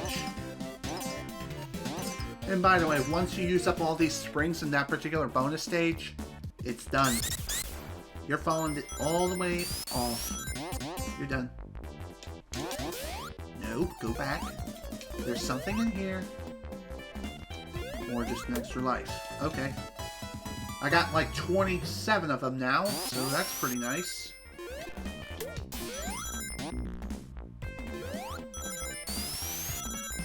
Off we go! Okay, that was bullcrap.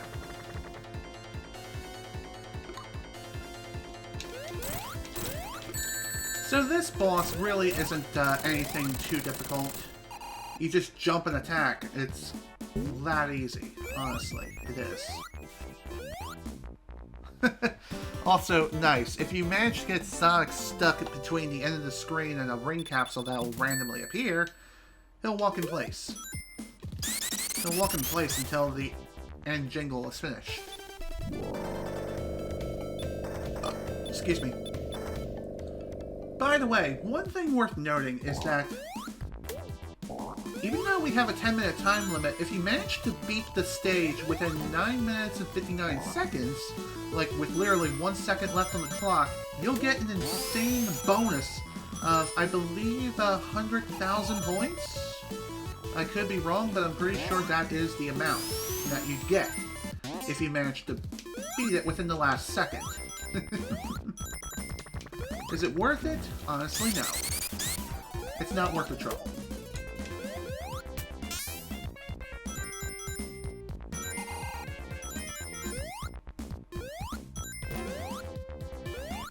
What's over here?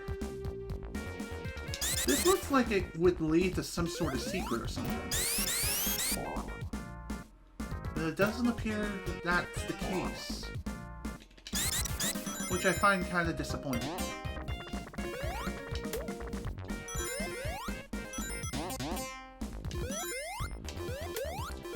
Also, there are several enemies in this stage which are brand new and exclusive to Sonic and Knuckles.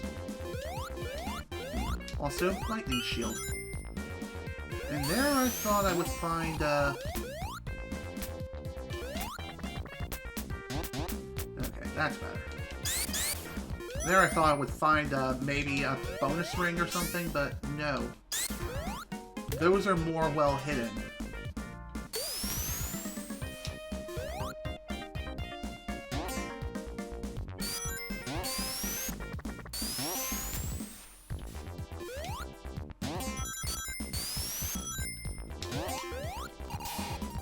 Damn it.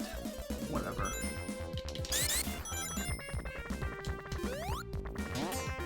Come on, game. Whatever. I thought there was a secret there anyway. Guess not. Oh, that's pretty neat. Although, we immediately fail, of course.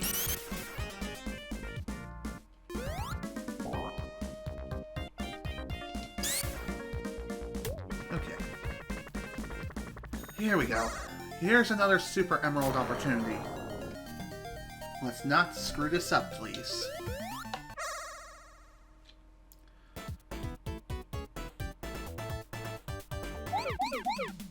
So, this one, unlike some of the other Blue Spear bonus stages we've done up to this point, this one is basically built on a linear track.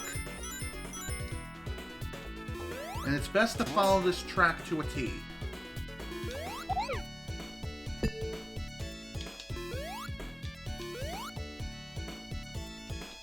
If you fail to follow the track to its fullest, then there's no way you're getting the Chaos Emerald. Just saying. Unless you get ultra lucky and know how to navigate through the stage without the excessive motion blur that's placed in this bonus stage, or in these bonus stages in general. It's a pretty stressful bonus stage overall. And there we go, all done. Definitely one of the easier Super Emeralds to get for sure. However, this is only just the beginning. We still got a ways to go before we can achieve our super form once again. And also, in the second half of Sonic and Knuckles, I'm not the most familiar when it comes to finding these secret bonus stages, for sure. I only know of like the first two I know I can get to for sure within Mushroom Hill Zone.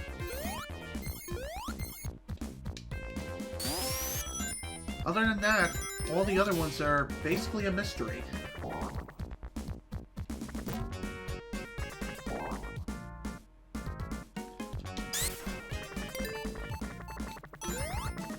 Alright, on to the boss. Eggman this time has some new tricks up his sleeve. This boss fight is essentially an auto-scroller. So what we have to do in this fight is either run under a set of spikes or jump over them. And while we're doing so, we need to fight and hit Eggman as we're running at him. If you manage to score a few hits before he takes off and begins the auto-scroller section, the fight becomes immensely easier.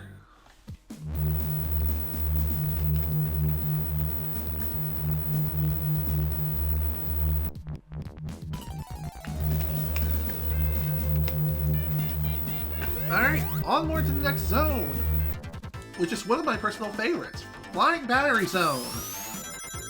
And my god, this music is a banger. I freaking love it.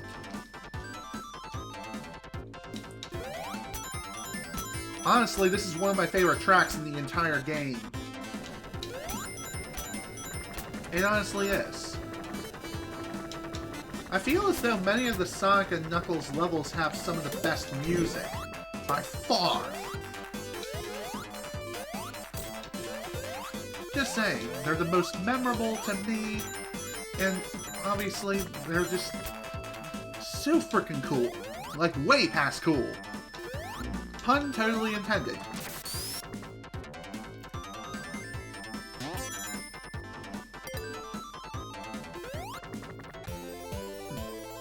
Maybe I can get a lightning shield from this.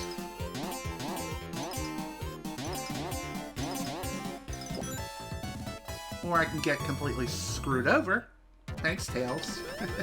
I'm kidding. He had nothing to do with it. I just hit a frickin' black ball. And hitting those black balls in that particular bonus stage is bad. It's bad because it bounces you. And more than likely, you're just going to end up hitting it again and again. And it's not exactly fun.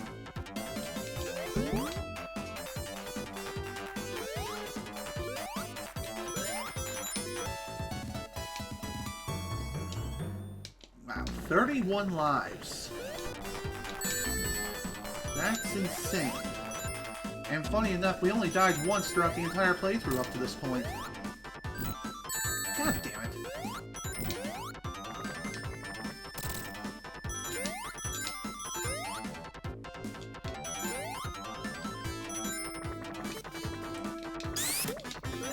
Okay. Game, you're being weird again.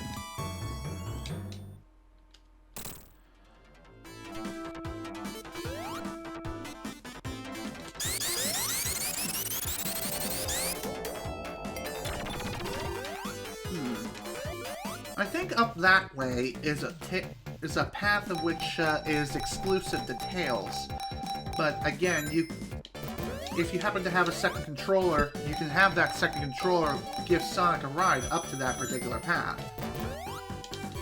I believe Knuckles too can take that path, but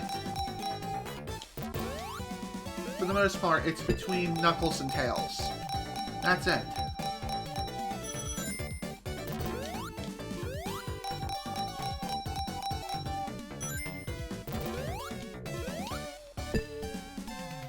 Oh, come on. Why did I lose all my frickin' momentum to the left? I don't know what's up with that, honestly.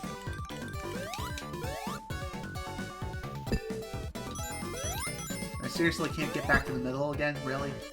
Whatever. At least I got my continue. That's all that matters in the end, right? I swear to God, it's like every time I hit these freaking bumpers, I always get thrown in the wrong goddamn direction. Like, I always get thrown in the opposite direction of where I want to go. It's like it's opposite day with them.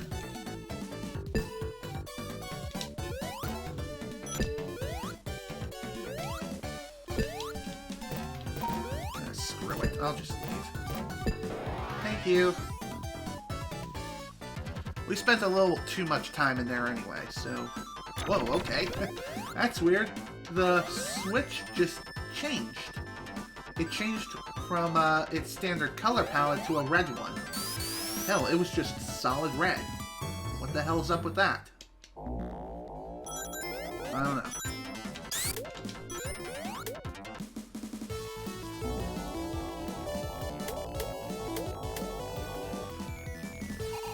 Oh, come on, game. Really?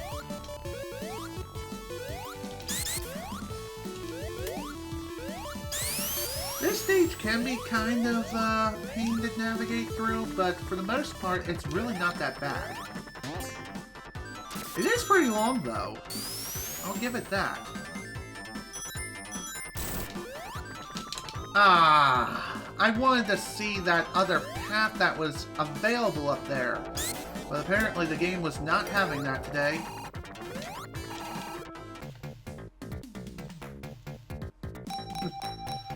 This stage again?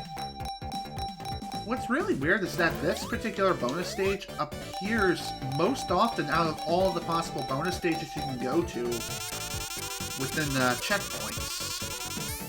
Just saying. Not sure why that is.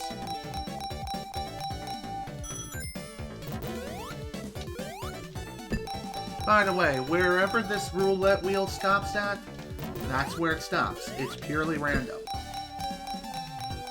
There might be some sort of pattern that a person can decipher, but really it's not the most beneficial for, like, speedrunners, as they avoid these bonus stages due to the fact that they serve no purpose other than to slow you down. That's it.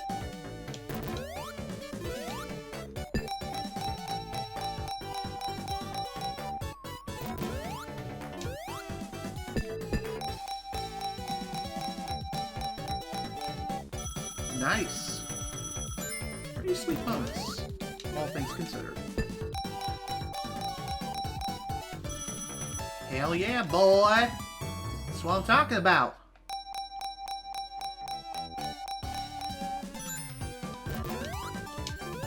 Can we get any more rings before we leave?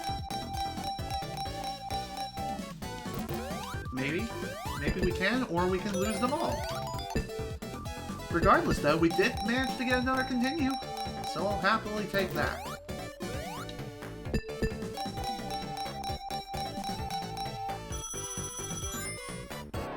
Awesome.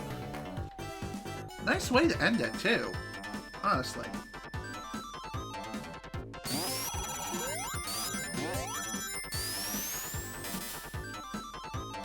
Okay. Let's continue. The rest of the stage will not be that bad, honestly. It already isn't that bad. There's just several platforming sections that you kind of have to worry about, especially at the beginning. But for the rest, it's not anywhere near as bad as it seems. But that's bad, though. Especially if you get stuck in that loop. Okay, for this section, all we have to do is wait for these missiles to destroy the floor. Afterwards, we're good.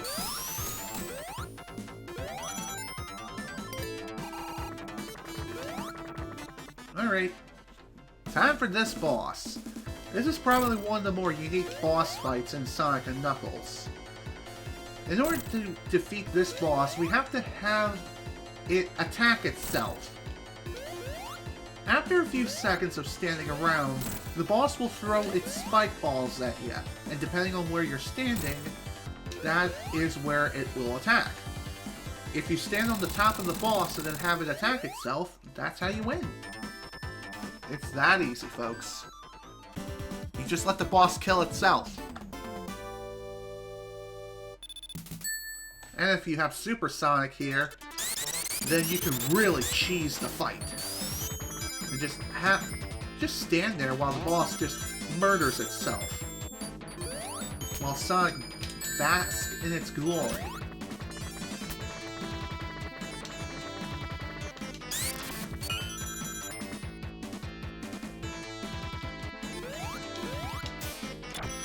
Okay, Act 2 of this particular stage, this one is where things really start to get difficult. As there are a lot of places where you can end up getting stuck, or squished, or killed. Trust me, it's not exactly a fun time. But this is what makes this stage so much fun. Because you can gain some serious speed throughout several sections of this place. And let me tell you, that speed really does get insane.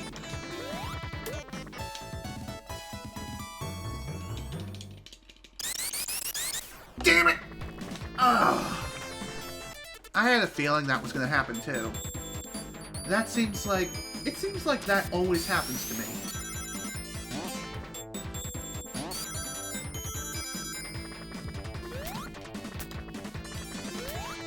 Okay, that was bull crap.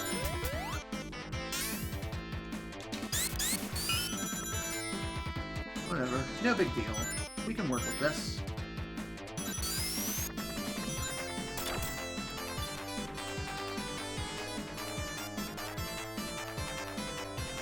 One other thing worth noting about this stage too is that the Act 2 variant of this song, Jesus, I love it. Do I love it as much as the first variant? Yeah, actually I do. I really do enjoy it that much. And when this song was remixed in Sonic Mania, ooh, that was beauty beyond comprehension, boys. It honestly was. I loved it that much.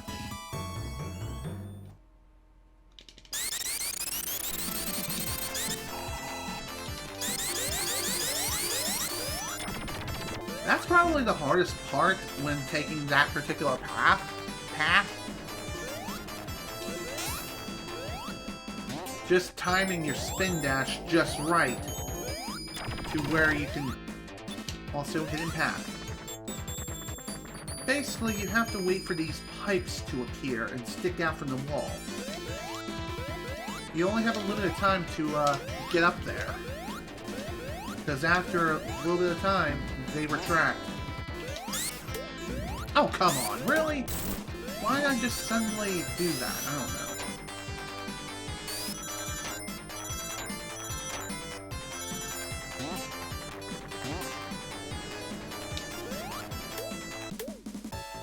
Nice. Oh, come on, really? Hit the thing.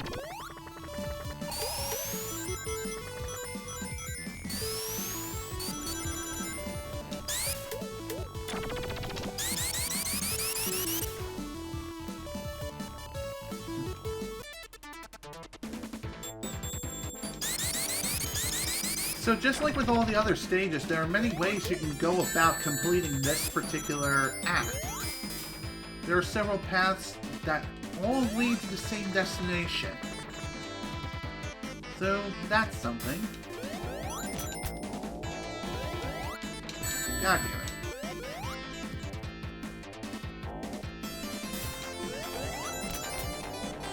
Unlike Sonic 2, where you would have to hang on bars and such, This game, it's so much easier to jump onto them and stay on them, rather than having to inch your way across and pray that you don't go through the bar. Which that seemed to have happened to me quite a lot during Sonic 2. Let me tell you, that wasn't fun.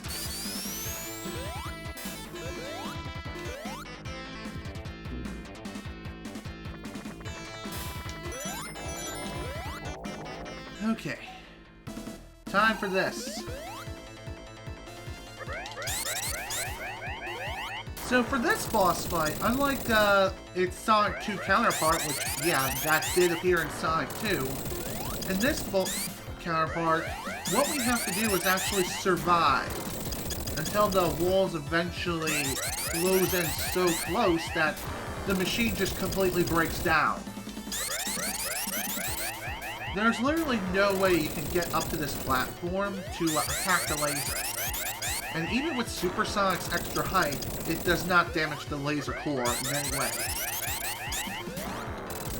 So basically, all you have to do is just wait, spin dash, and then as soon as the laser begins to fire, spin dash to the other side. After that, that laser is done. And I'm dead. God damn it. All because I didn't have enough frickin' speed by the time I reached the end of that section. Well, that sucked.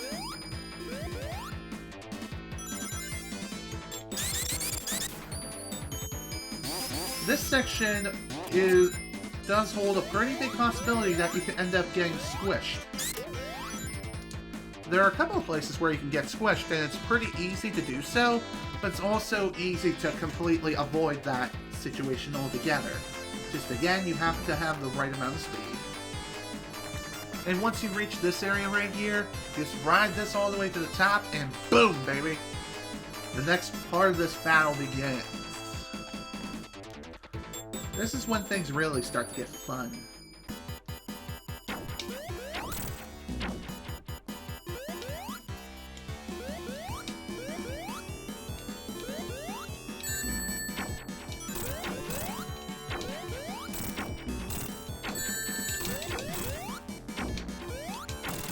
Wow, nice!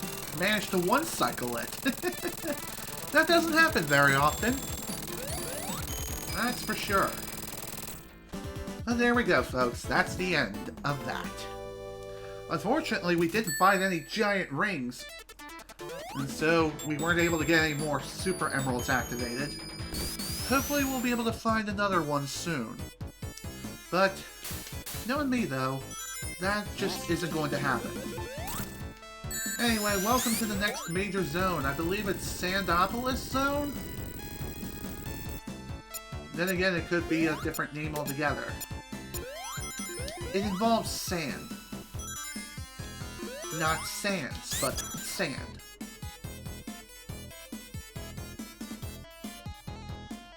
But, even so. After we beat the game, if we don't happen to have all the Super Emeralds activated, there is a way for us to get all the Super Emeralds while still also being able to get the best ending for this game. Again, it will take some time. It'll take some extra time, but it can definitely be done. Also, I kind of want to go back now.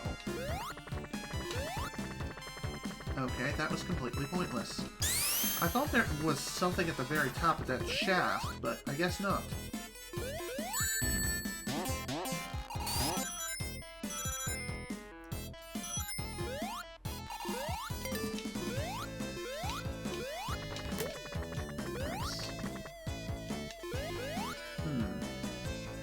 By the way, there are several areas where if you sink in quicksand, then you will die. However, there are other areas which that doesn't happen. It'll actually take you to a secret area. And sometimes those secrets can hold giant rings depending on where you go, which is pretty sweet. Now I want to see what's down here. Of course. Nothing. Maybe if I kept going, I probably could have found the giant ring for sure. But, oh well. Like I said, I'm not the most knowledgeable when it comes to the giant ring locations in the second half of this game. That's for sure.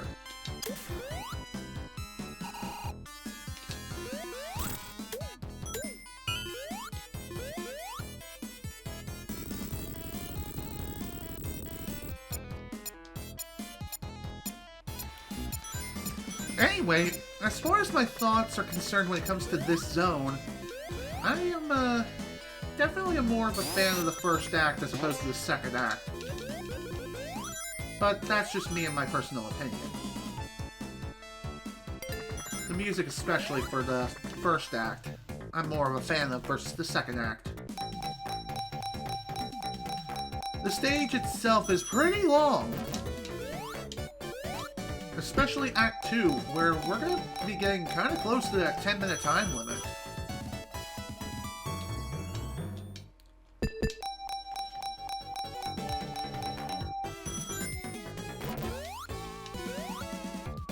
Even here, we're kind of pushing that timer pretty hard.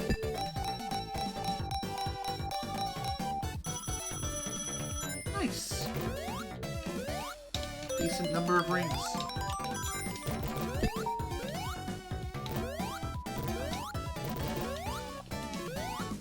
Can we get any more before we leave? No, we're just gonna lose them all. Fantastic. God damn it, game. Obviously, matching 3 Eggmans on that roulette wheel will drop your ring count by 100. While the opposite of hitting 3 jackpots grant you 100 rings automatically. So, there's that.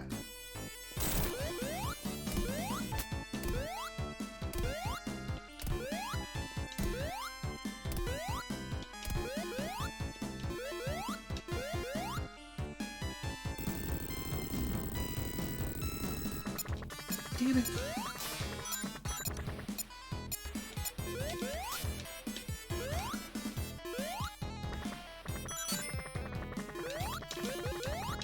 By the way, I believe once you hit a threshold of 100 rings, then you won't be able to gain any more rings. I mean, any more lives via an additional 100 rings unless you finish the act, I'm pretty sure. Then again, maybe I'm crazy. Hello! Secret ring! Hell yeah! Finally! God damn, that took forever! Alright, on to the next one.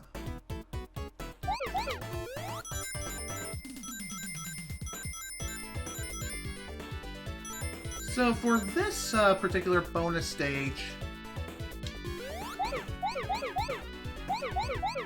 my advice for this is don't even bother going for perfect at all, unless you feel it's absolutely necessary. Just follow the trail of blue spears, and obviously hit the yellow spear to jump to the next section. Doing this incorrectly can result in you being kicked out of the stage more quickly than you can blink.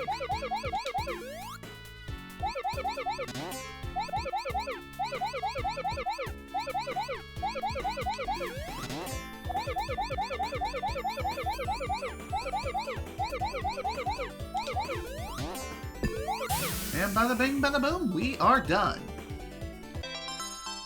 Here we go. 3 Super Emeralds activated. 4 remain.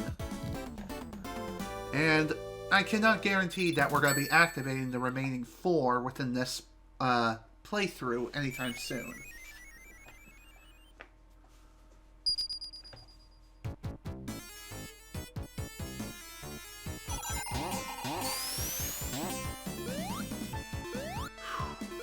That was definitely something, to say the least. I seriously wonder how it is that Slim Kirby knew about some of the giant ring locations in Mushroom Hill Zone. I mean, seriously. Come on, man. I wish I was that good, but oh well. Despite me playing through this game many times over, I still don't know of every single giant ring location in the game. It's mainly within the first half I know I'm the most knowledgeable about. The second half of the game, not so much.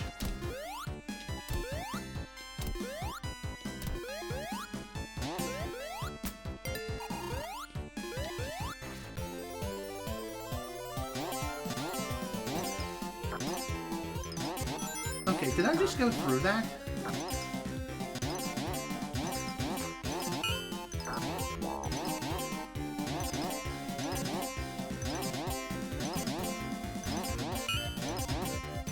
I guess one thing worth noting about these, that bottom spring pick is that if Tails is the one who hits it while he's with you, don't worry, it doesn't collapse it. It only applies if either you're playing alone as Tails or if Sonic hits it. Or Knuckles for that matter, but other than that though, don't worry about it. It's not that bad. Trust me.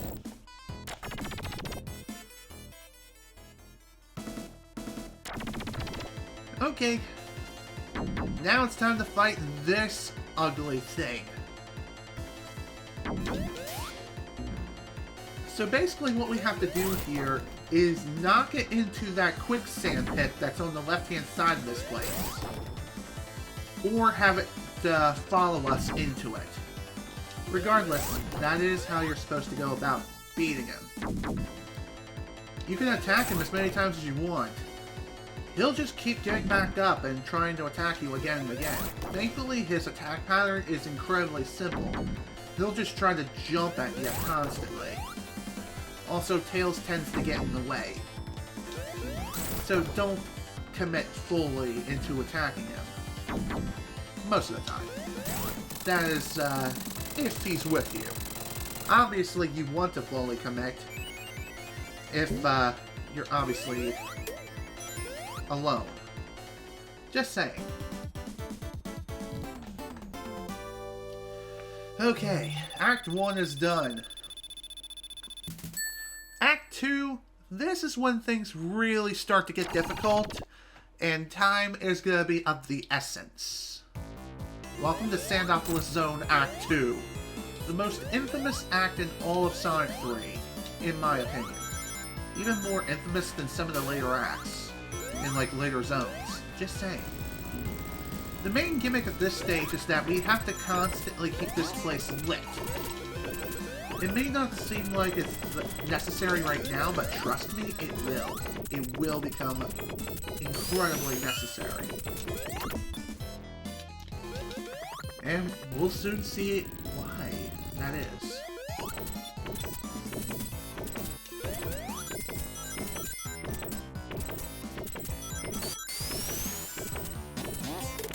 See what I mean? That capsule has a bunch of ghosts that haunt this place. And as the lights become more and more dim, more ghosts are going to show up. Eventually, if the place goes completely dark, then the ghosts become hostile. In which case, the stage becomes that much harder to navigate through and complete. So we don't have a whole lot of time to get through these sections, especially trying to do so in one piece.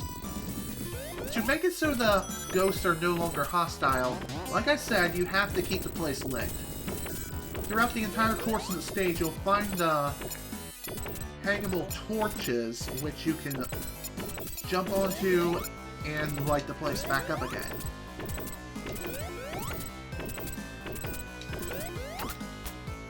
However, if the lights go out, that's when things really start to get hairy. As you can see, the lights are now incredibly dim. And as a result, the ghosts are not going to be the friendliest of folks. They're not named Casper, unfortunately. It's nothing like that, unfortunately.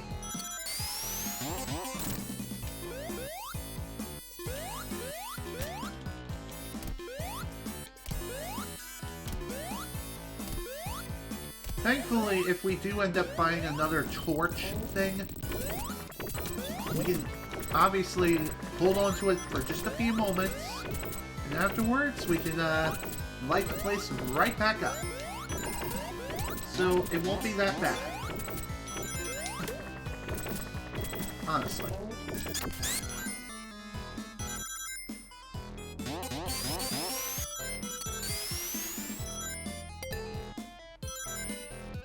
Okay. Let's continue, shall we?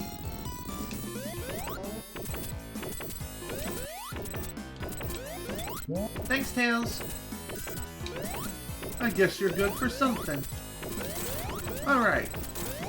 Now, for the second gimmick of this particular stage is that there are several areas where you have to fill it up with sand.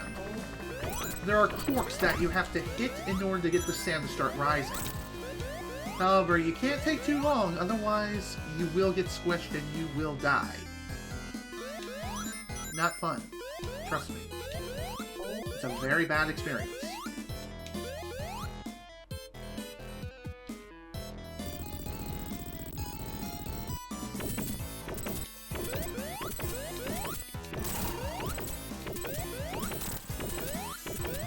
So, like I said, this stage in particular, this really does take the longest.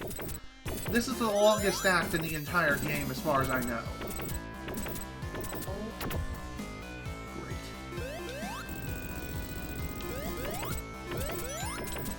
Great. No, no, no, no, no!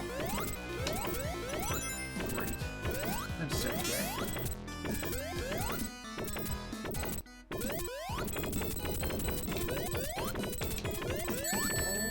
Oh dear lord, that was way too close. So if the room is darkened for too long, like I said, the ghost will attack. And getting them to stop is not easy. It makes navigating through the stage insanely difficult, and almost downright impossible. Oh my god, that was too close.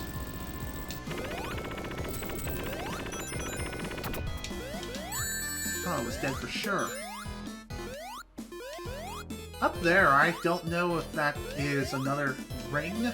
Another giant ring opportunity or not.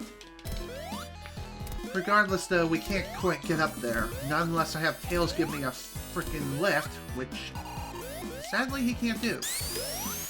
Not in one player. Come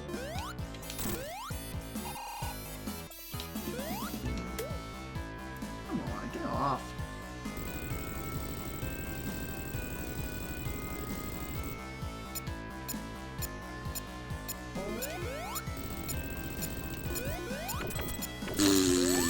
Great job! I'm screwed. I'm so screwed.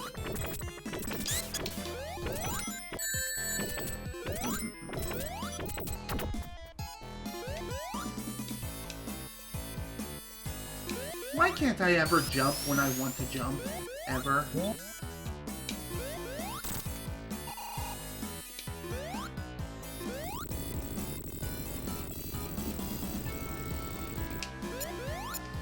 This is a stage you definitely do not want to dilly-dally in. Because again, we are dealing with a 10-minute time limit here.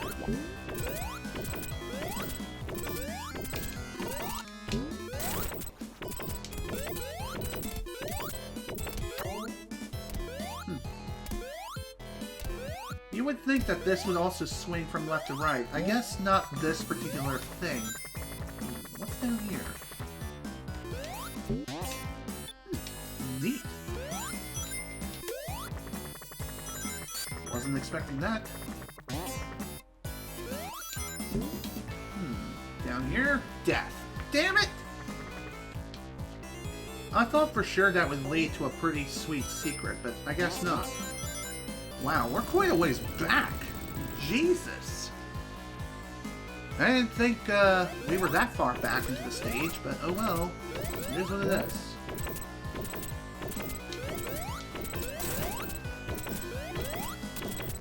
Hopefully this time we won't have to worry about the damn ghosts ruining our day. One thing worth noting about this stage in particular is if you die, thankfully the place is lit back up, but it will only be lit up to the point where the ghosts will only just start to appear. So you, again, have to be fast when trying to get through the stage.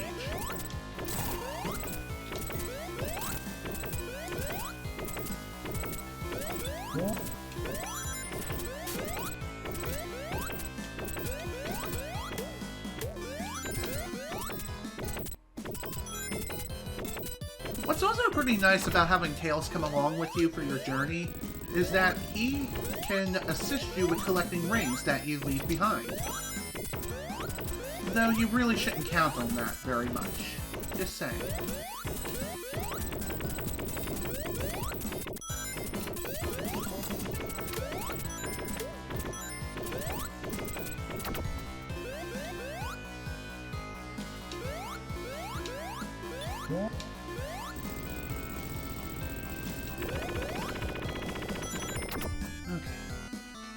Continue.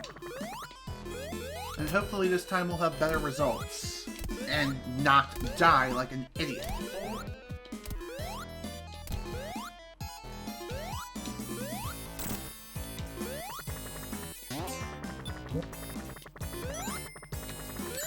God damn it. Of course I panicked and jumped when I shouldn't have.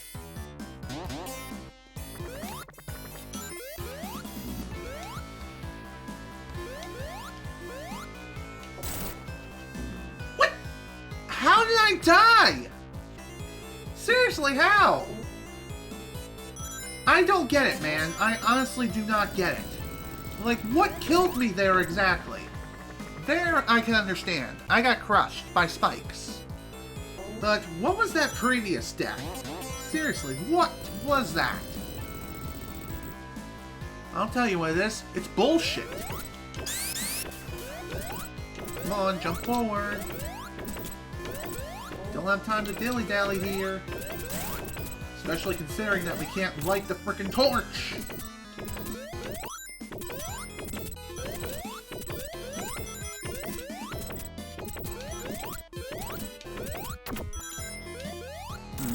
Well, this is gonna be a lot harder to navigate through now.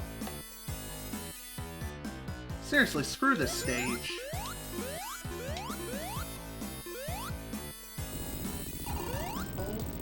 I think it can even get to a point where the stage literally becomes impossible to get through due to the ghosts being so hostile.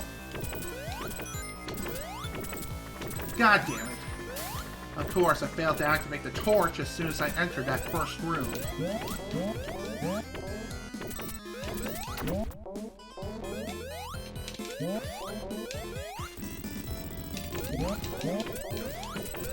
This is fine. We can work with this.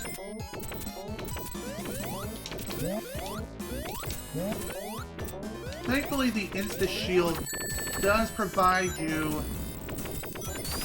Oh god. Too close. Way too close for comfort.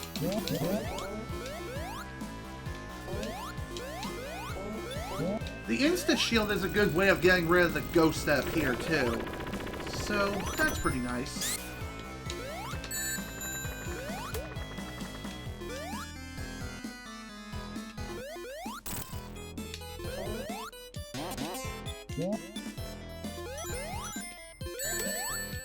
Why do I always jump against those guys?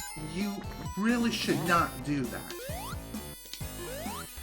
Yet I do anyway, just due to panicking.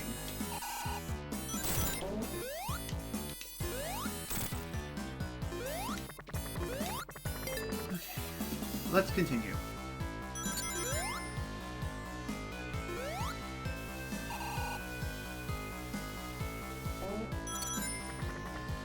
I seriously wonder if it's possible to beat this stage in under 10 minutes without cheating. And, like, without using, screen wrapping, if you know what I mean. Also, thank you, Tails, for lighting that torch. You saved my bacon.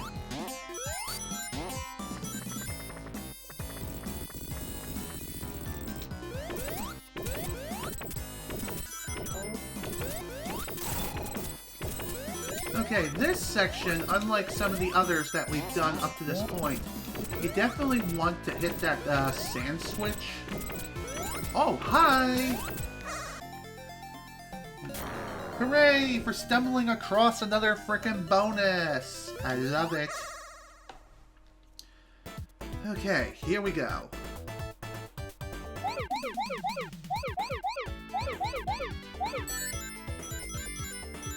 So this particular bonus stage is very open-ended. As, again, there are a lot of ways you can go about completing this bonus stage, and it's also pretty easy to get lost in, too. Just because you will more than likely be unsure if you went around in a certain direction, or if you didn't. It really depends on how you go about the stage. Thankfully, for the most part, though, it is easy to get the blue spheres in this stage.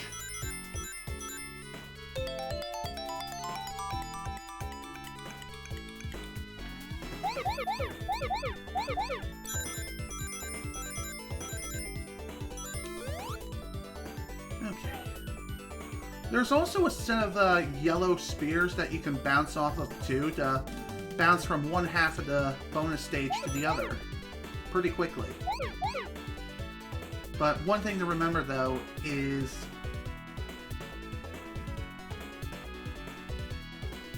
that bouncing on them can be kind of... it can be a bit of a problem.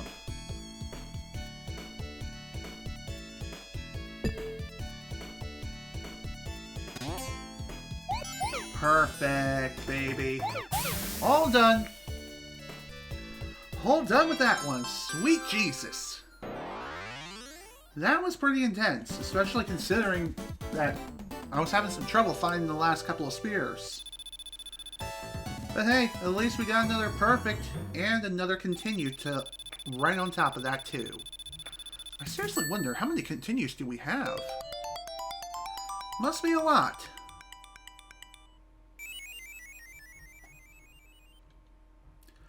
Alright, 4 Super Emeralds have been successfully activated, only 2 remain.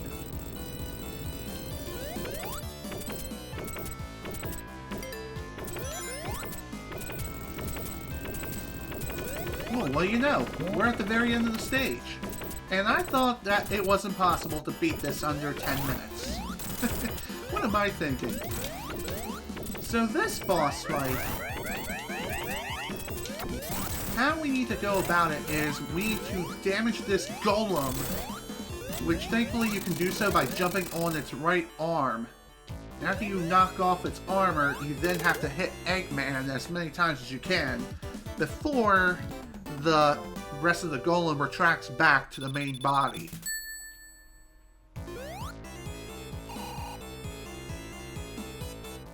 After that, you just rinse and repeat.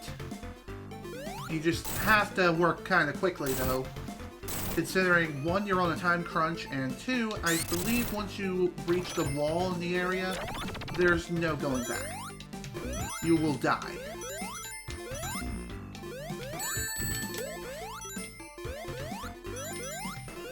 Alright, on to this zone.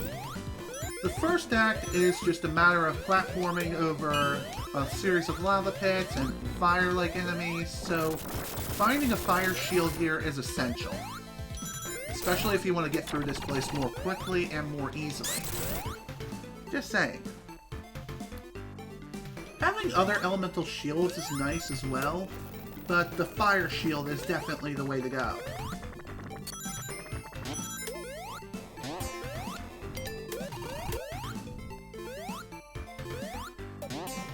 If you don't happen to have a fire shield, and as long as you have at least 20 rings, go into any bonus stage and just try your best to grab another fire shield if you can.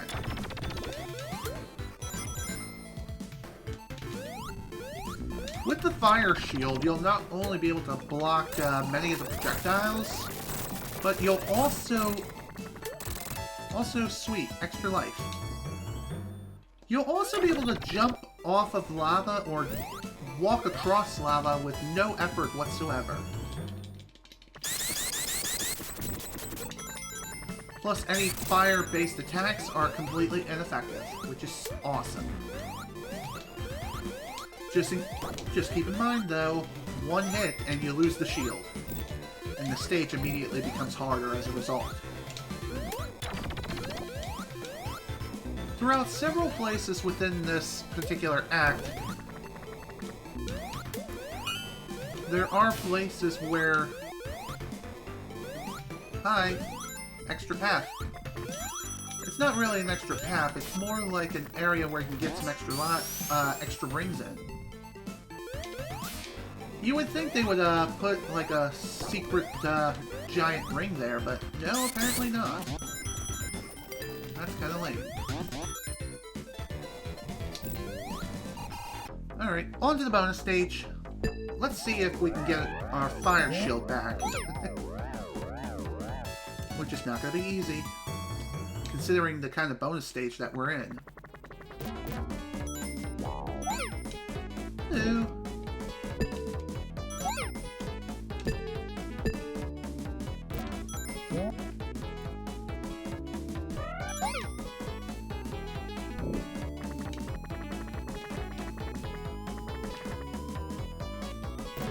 Okay.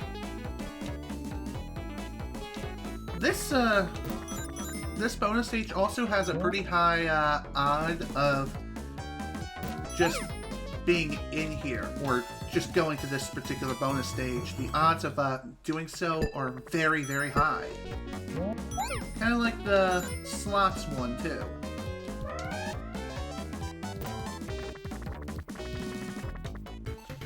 Okay. Let's go.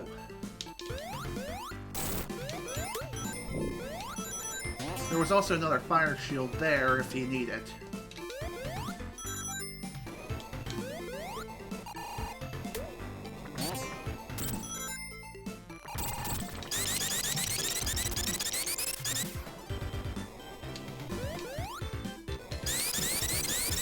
I wonder what's this way. Extra life, okay.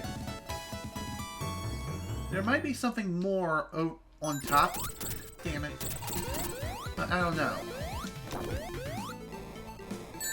I don't really intend on finding out anytime soon. Also, those enemies there are incredibly annoying. First off, if you get caught in their toxic gas, you'll slowly lose your rings. What's worse is that you lose basically all of your jump height, and you can't really jump very well at all. So hitting them to get rid of the toxic gas is also incredibly difficult.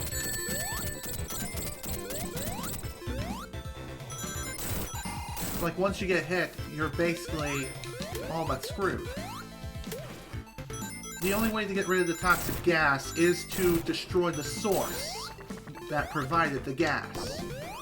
What's even more annoying is that you can get comboed into the enemy too, forcing you to not only lose all your rings, but it'll also insta-kill you. Or it'll kill you incredibly quickly if you're not careful.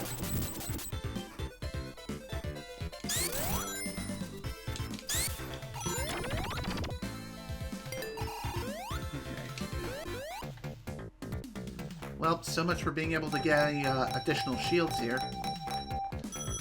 I was hoping to at least get one more shield before the boss of this particular act. Oh well, what can you do?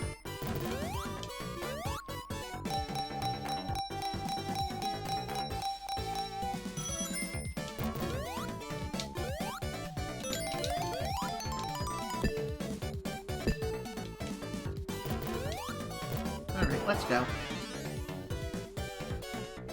I can't believe we're up to 40 lives right now. It's insane.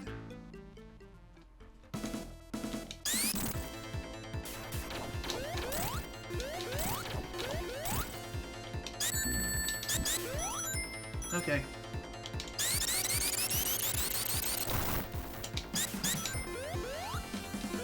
So this boss fight is essentially split up into two separate phases, or three separate pieces. The first are the balls that can attack you and shoot at you, and That's the first two pieces. The final piece is this giant hand that can appear.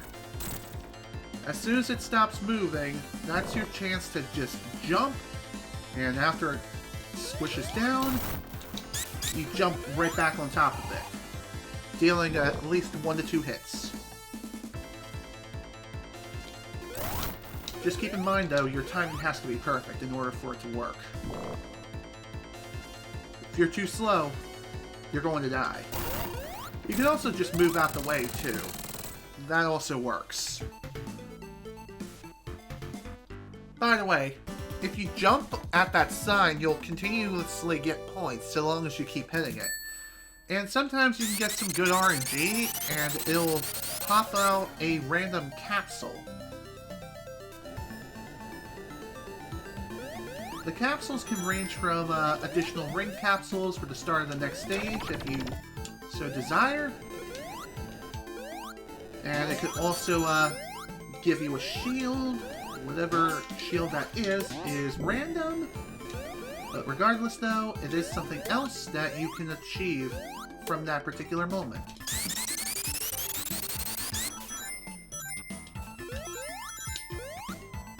By the way, hitting those Eggman capsules right there, that's bad. If you hit one and activate it, then you take a hit. And if you hit it with 0 rings, you die instantly. Which, that's not fun. It's pretty easy to end up hitting one by mistake. Damn it. Of course I would do that. Of course I would. Because I don't know where the hell I'm going most of the time. I just go. And of course I can't move right when I want to move right, ever.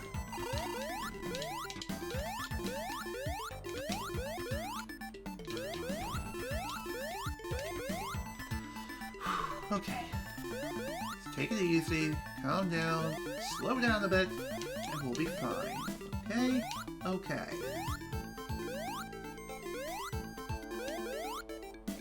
There's a lot of waiting around when it comes to this act in particular.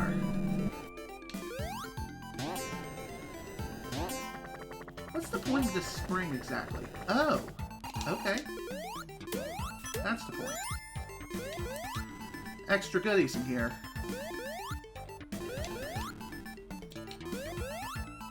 You would think they would put a giant ring in there, but nope, apparently not. God damn it.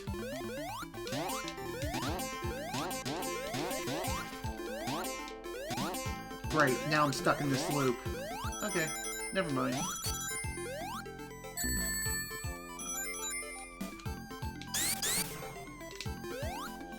Water shield. Well, at least this helps provide extra hits, so long as I don't waste it immediately. I was gonna say like that. But watch. I'll die soon enough. Okay. This is fine. That's not fine.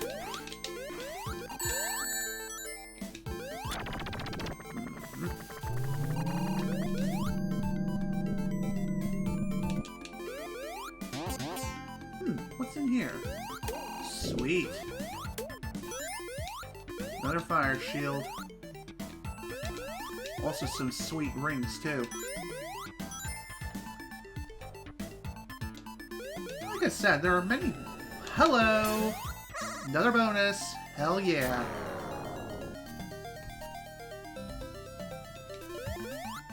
Alright, on to the next one.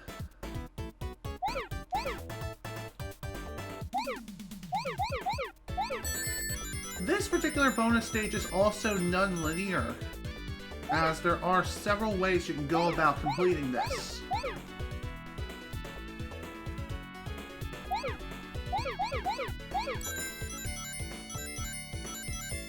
And as far as getting a perfect is concerned, of course I did that.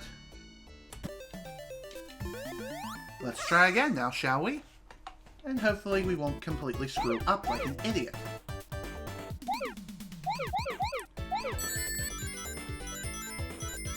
thankfully you can retry these bonus stages about as many times as you want, so long as you find another giant ring and jump onto that Super Emerald to activate it again. So, at least there's that.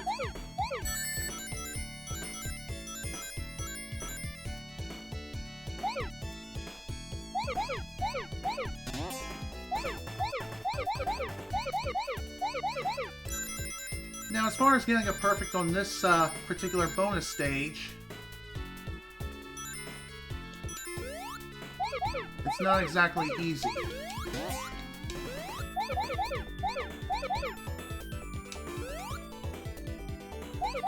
You have to plan ahead.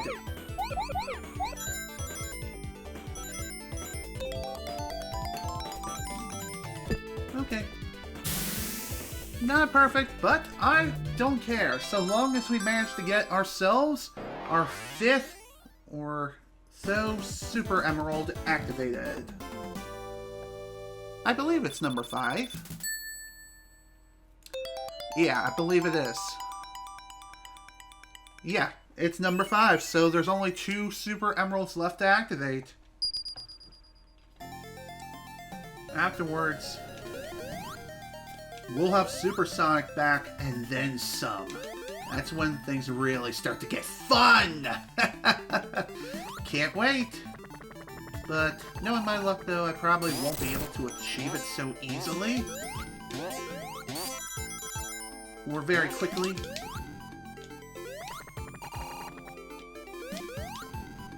You would think they would put something up there, but I guess not.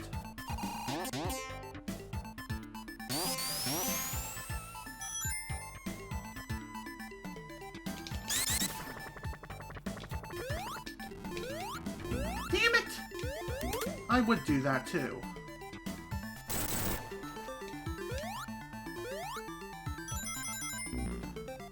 One thing I will say about navigating through certain parts of the stage, it's a better idea to just simply go for it, as opposed to waiting things out. You never know. Just going for it, honestly, may be your best bet.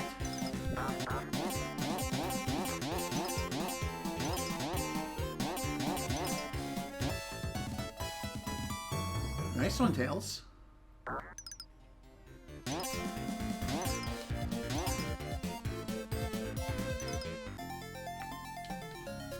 Thanks, man. Highly appreciate it. Okay, we're on... Son of a biz. Biz, what? Anything over here? No, it's just that. Of course. Again, you would think they would put something there.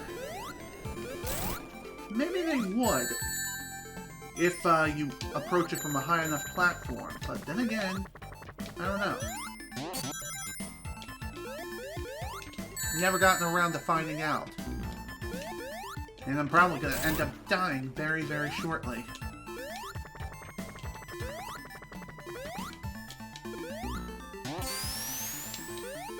Damn it! I knew it!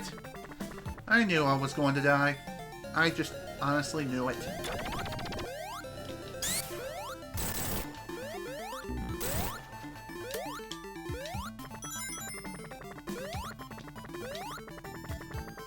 Okay.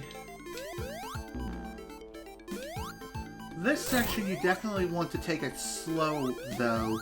Unlike all the other sections where it's a good idea to just go for it. This one, you have to slow down. Especially when you get onto that platform there. Thankfully, it is wide enough for you to access it very easily. But... Whoa, what is that? That is the Death Egg. Remember us I remember taking that thing down before, but...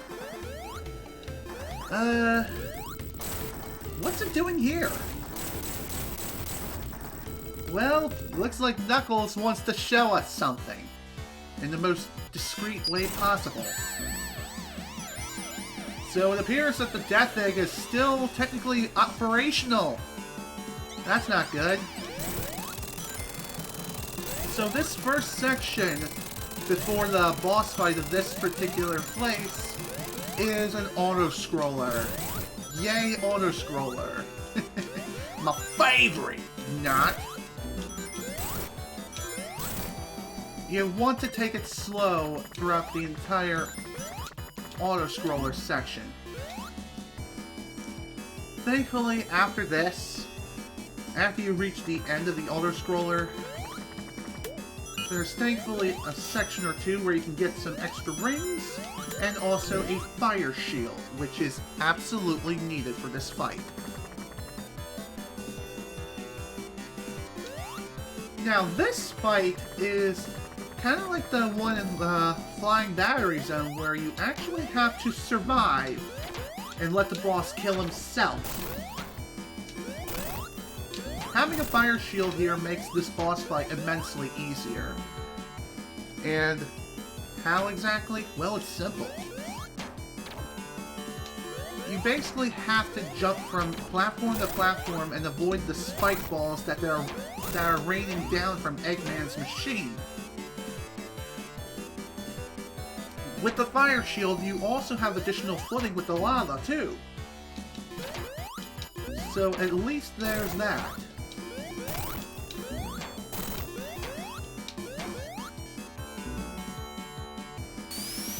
This does take quite a bit of time to fully complete, though, considering that Eggman loves to kill himself slowly.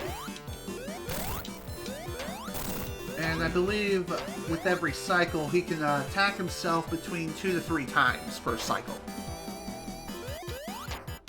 That seems to be the case most of the time. And there we go. All done.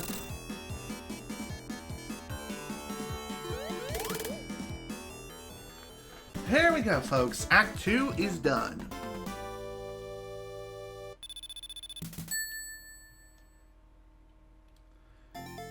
Now it's time to proceed onward to the next major zone, the Hidden Palace Zone. From this point going forward, all the remaining zones are 1 act each, with the exception of the final major zone.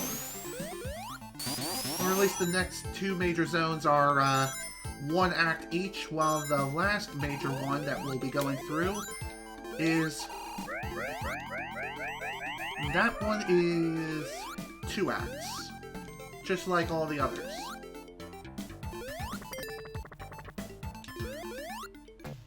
I could use a few more rings, I suppose.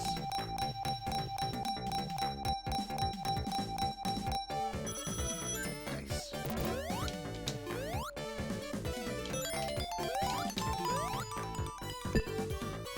Nice. That's what I like to see. Another continue added to the frickin' reservoir. Jesus, how many continues do I have? I've kind of lost track a long time ago. Regardless, though, I'm definitely happy that we really did some really efficient work here. I honestly am. Hey look, it's Knuckles. Looks like he wants to throw down. Beating him really isn't too difficult. It honestly isn't. You just have to jump into him and just use your insta-shield. And there we go. He's done. That was actually pretty close. Not gonna lie. Oh, what is this? This is the area where we were transported to every time we were activating the Super Emeralds. And thus, in turn, the Master Emerald gets stolen by Eggman. And no matter what we do, we cannot defeat Eggman here. This is all a cutscene.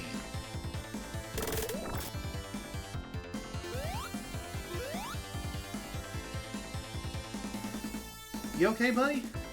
I know you got zapped pretty good, but... I'm sure he's fine.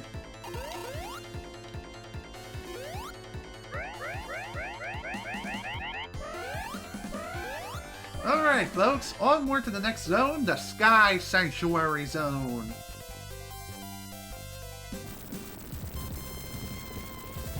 After reaching this zone, good lord, the Death Egg has finally risen from the underground of the sanctuary. Good lord, man.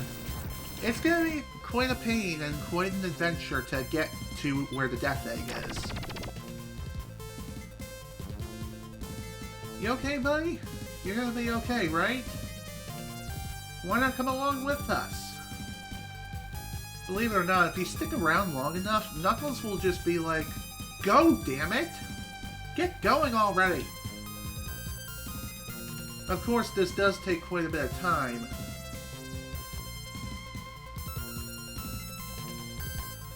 Not sure how long you have to stick around, though. Is there a certain coordinate that you have to be at in order for him to trigger that animation? Screw it, let's just go. And die, apparently, because I love doing that. I did not mean to KMS like that.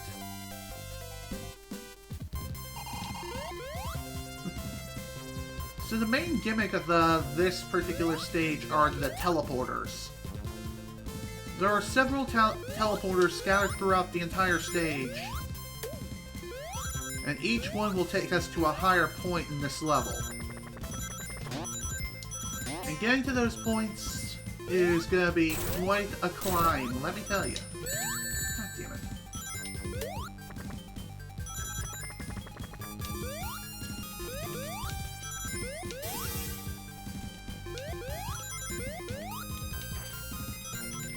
Okay, did I seriously just go backwards? I think I did. Damn it! Yep, of course I go backwards. Only me. Again, if you have Tails with you, and you're playing in local co-op, you can really break this stage by having them carry you basically until most of the stage in general. Just keep in mind, though, that even though Tails can fly, he can't be flying forever. Also, throughout many sections of this stage, we'll be fighting against Metal Sonic. And he is quite a fan of Sonic 1.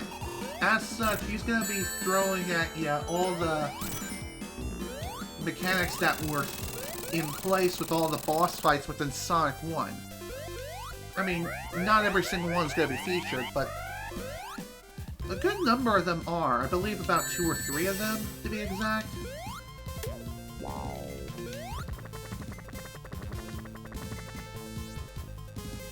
Damn it!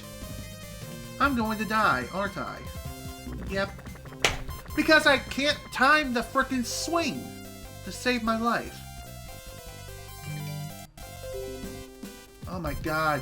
Turn off now. Stop it. Get some help. Oh boy. It figures. I would die and then have to redo the entire frickin' stage. Just because there was no checkpoints along the way. That is complete bullcrap. Honestly. What's even more annoying is now we have to fight Metal Sonic's first form again. That is so stupid.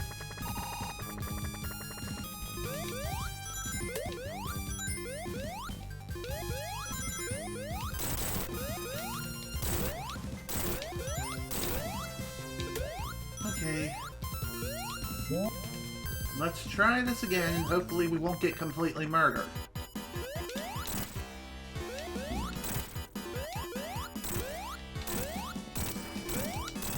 Wow, that was pretty insane. Somehow I managed to get on top of Metal Sonic temporarily. That was pretty neat. I think it's possible to get on top of them and stay up there the entire fight, and just bounce on them until you win.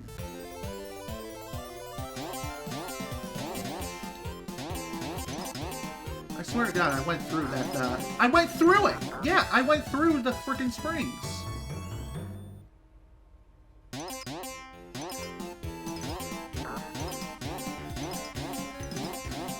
Why does that happen occasionally? I don't know. Your guess is as good as mine.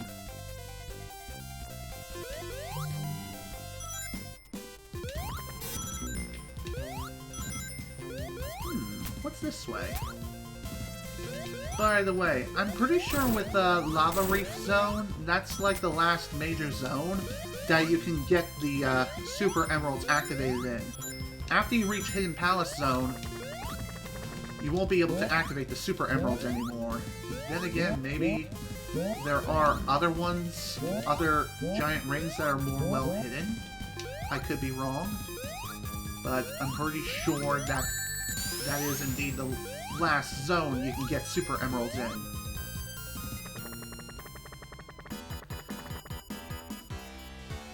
Okay, so it's time for this one.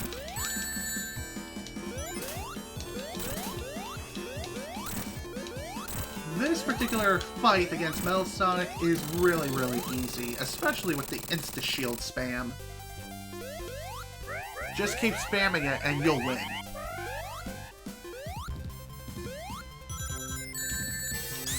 I hate these asshats so much.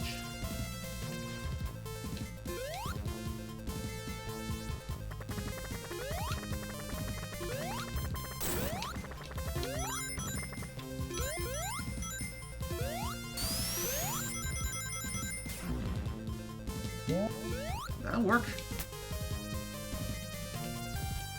I'm not sure if I was supposed to go up, which I'm pretty sure I am. Of course I do that! Just because I'm trying to jump back to where I was. Jump back to where I was. What am I thinking? Of course I do that. Thankfully, if you reach a teleporter where you were at previously, you don't have to fight Metal Sonic again, unless you end up dying and kicking the bucket before reaching the next checkpoint thereafter. Like me.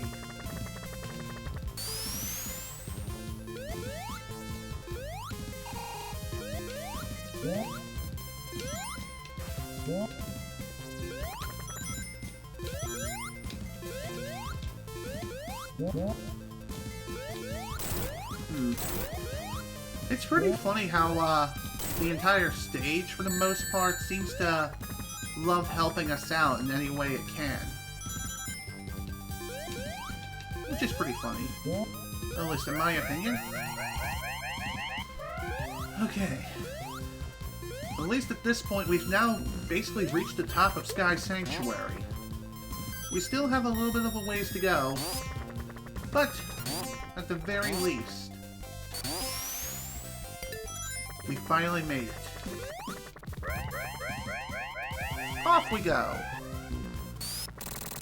I just realized we're well over the 3-hour mark.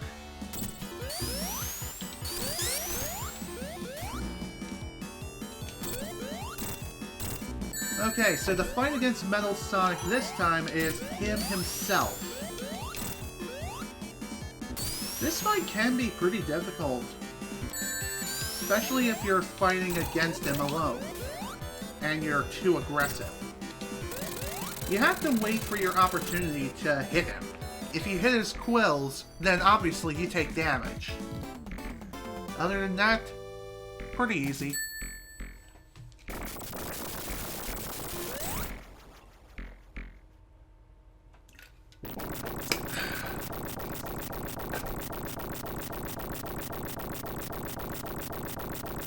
Okay. Next stop is going to be the Death Egg Zone. Although I think I'm going to save that for the next session because, well, like I've mentioned before, we are over the 3-hour mark. And I'm kind of surprised that it took us 3 hours to get to this point.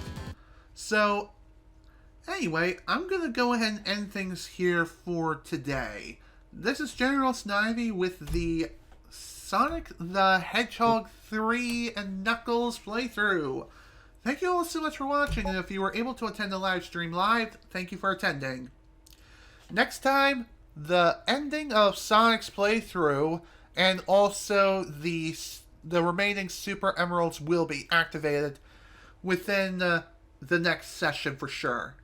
And we'll also be starting up Knuckles' playthrough in the next session too.